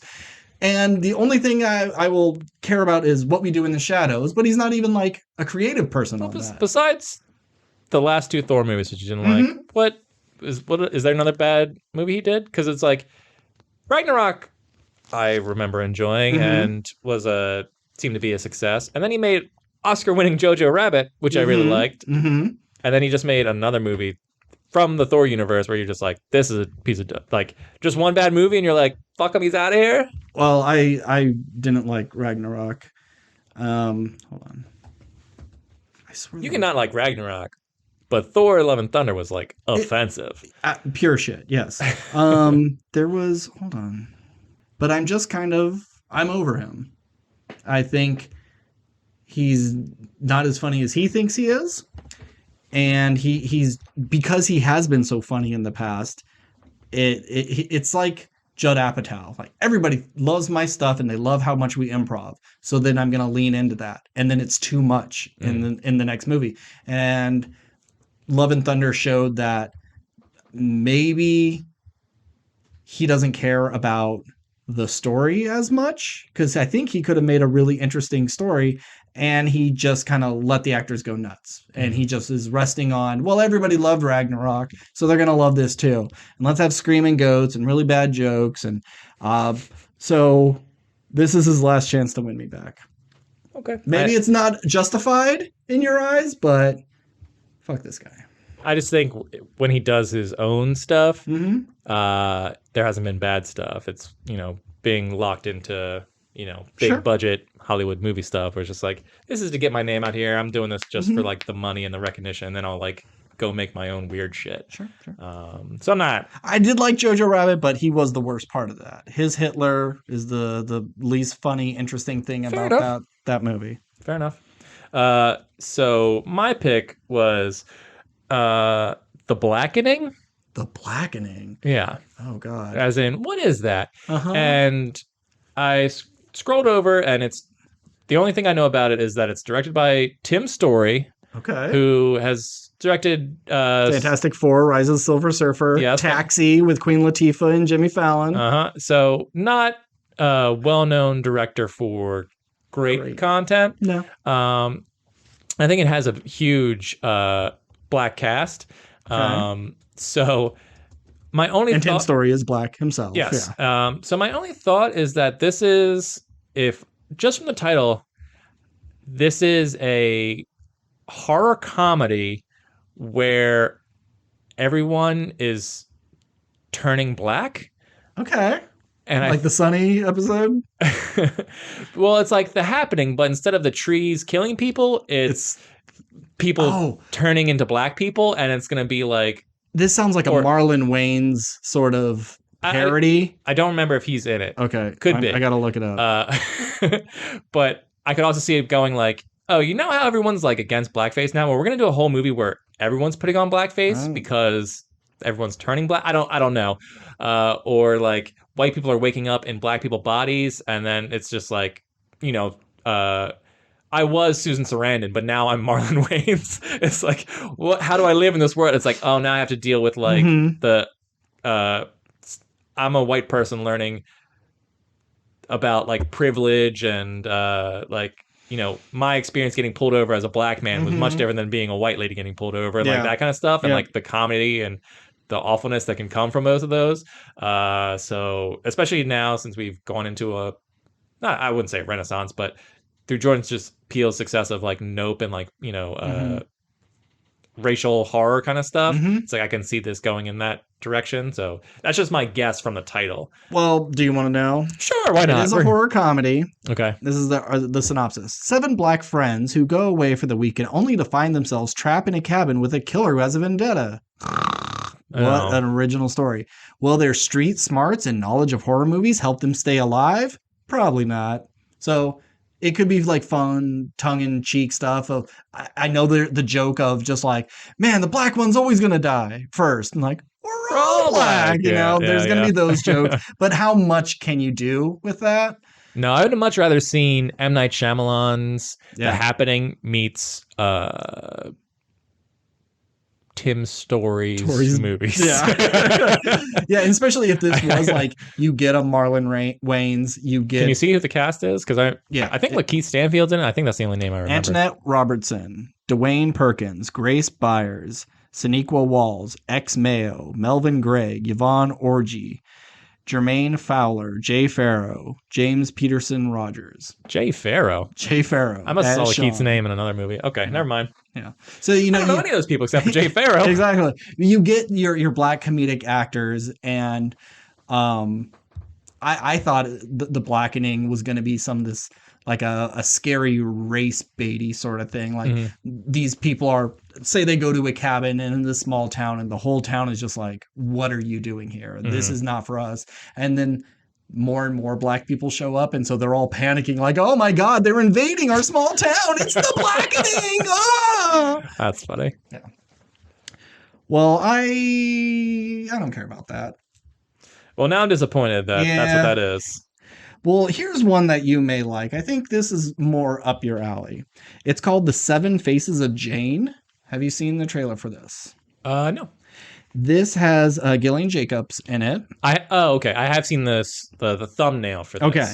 The interesting thing about this is it's one movie broken into 7 parts, and each part is directed by someone else. Oh, cool. So Gillian Jacobs directs one, like Ken Jeong is directing on there. It's just the whole cast of Community. I didn't catch some of the other names, but I like that idea. And I'm not sure if they allowed the directors to write their own stuff, or the script was already there and you're just going to shoot it, or how much play they got to do. Oh, I want to shoot this like really friendly and bright, and other people really dark, and are we going to have like crazy tonal shifts through it? But it's a fun exercise, and I'm always all about filmmaking done differently. And I like that sort of collaborative effort. I'm not 100% sure what it is. I watched the trailer, but I don't quite remember everything. But it's a cool concept, and I love Gillian Jacobs. You got anything else? I don't. Okay. That was good, Steve. I love doing this. This is like one of my favorite things. And I'm glad we have our tier list in the middle of the year for our own personal podcast anniversary, and then we have our yearly breakdowns. Really breaks up the year nicely. I'm a list guy. I know some people aren't, and lists are arbitrary and blah blah blah. I don't know. I like organizing my thoughts in this way, and I always have fun sitting down. Like I got like 8 pages of notes for this whole fucking thing.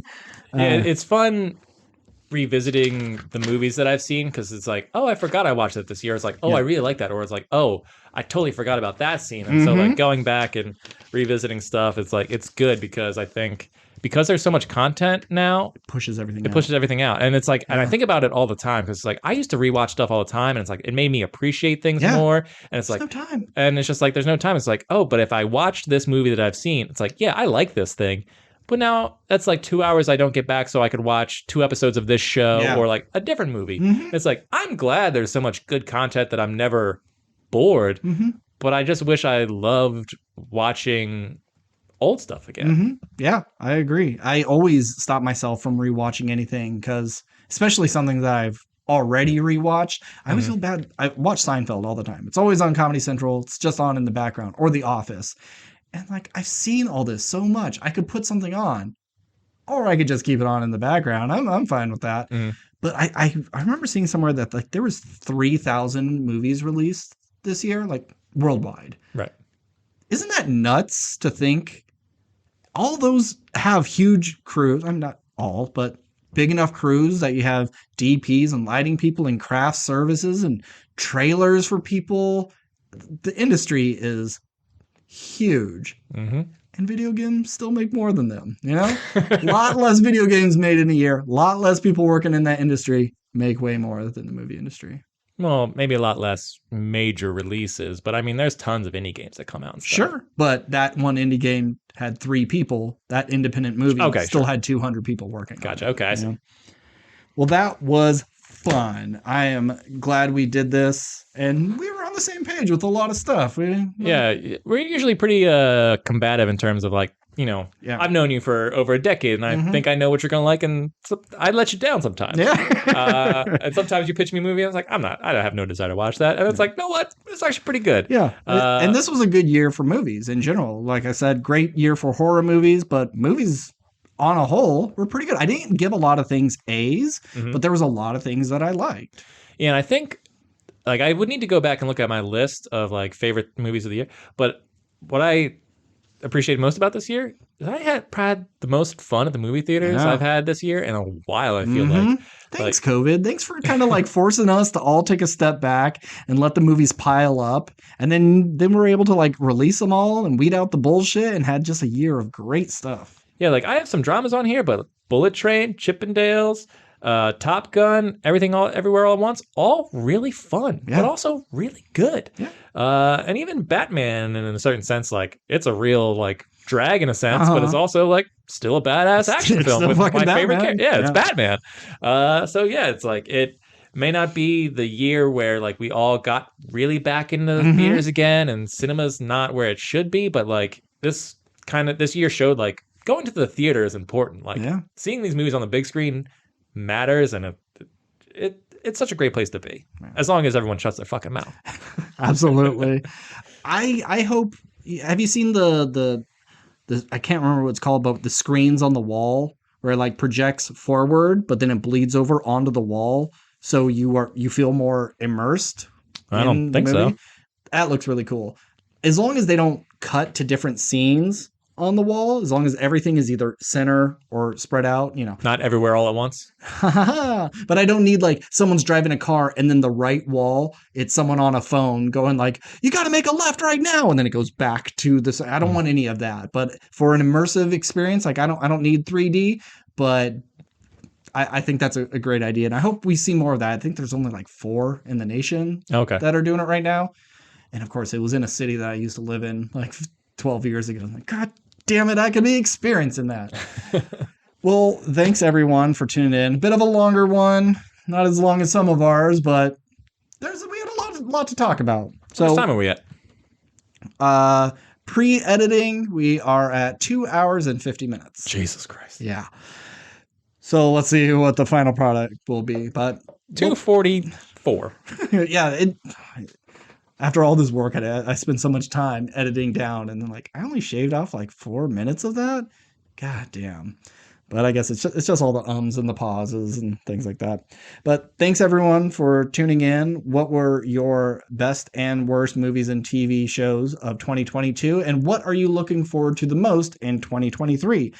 Hit us up at WRPL Podcast on YouTube, Instagram, TikTok, Twitter. Yep, that's the 4. Oh, and at gmail.com. Yeah, we also have an email. All right. So once again, thank you. And I'm Ben. And I'm Steve. Good night. And good year. I need to pee. And you need to leave.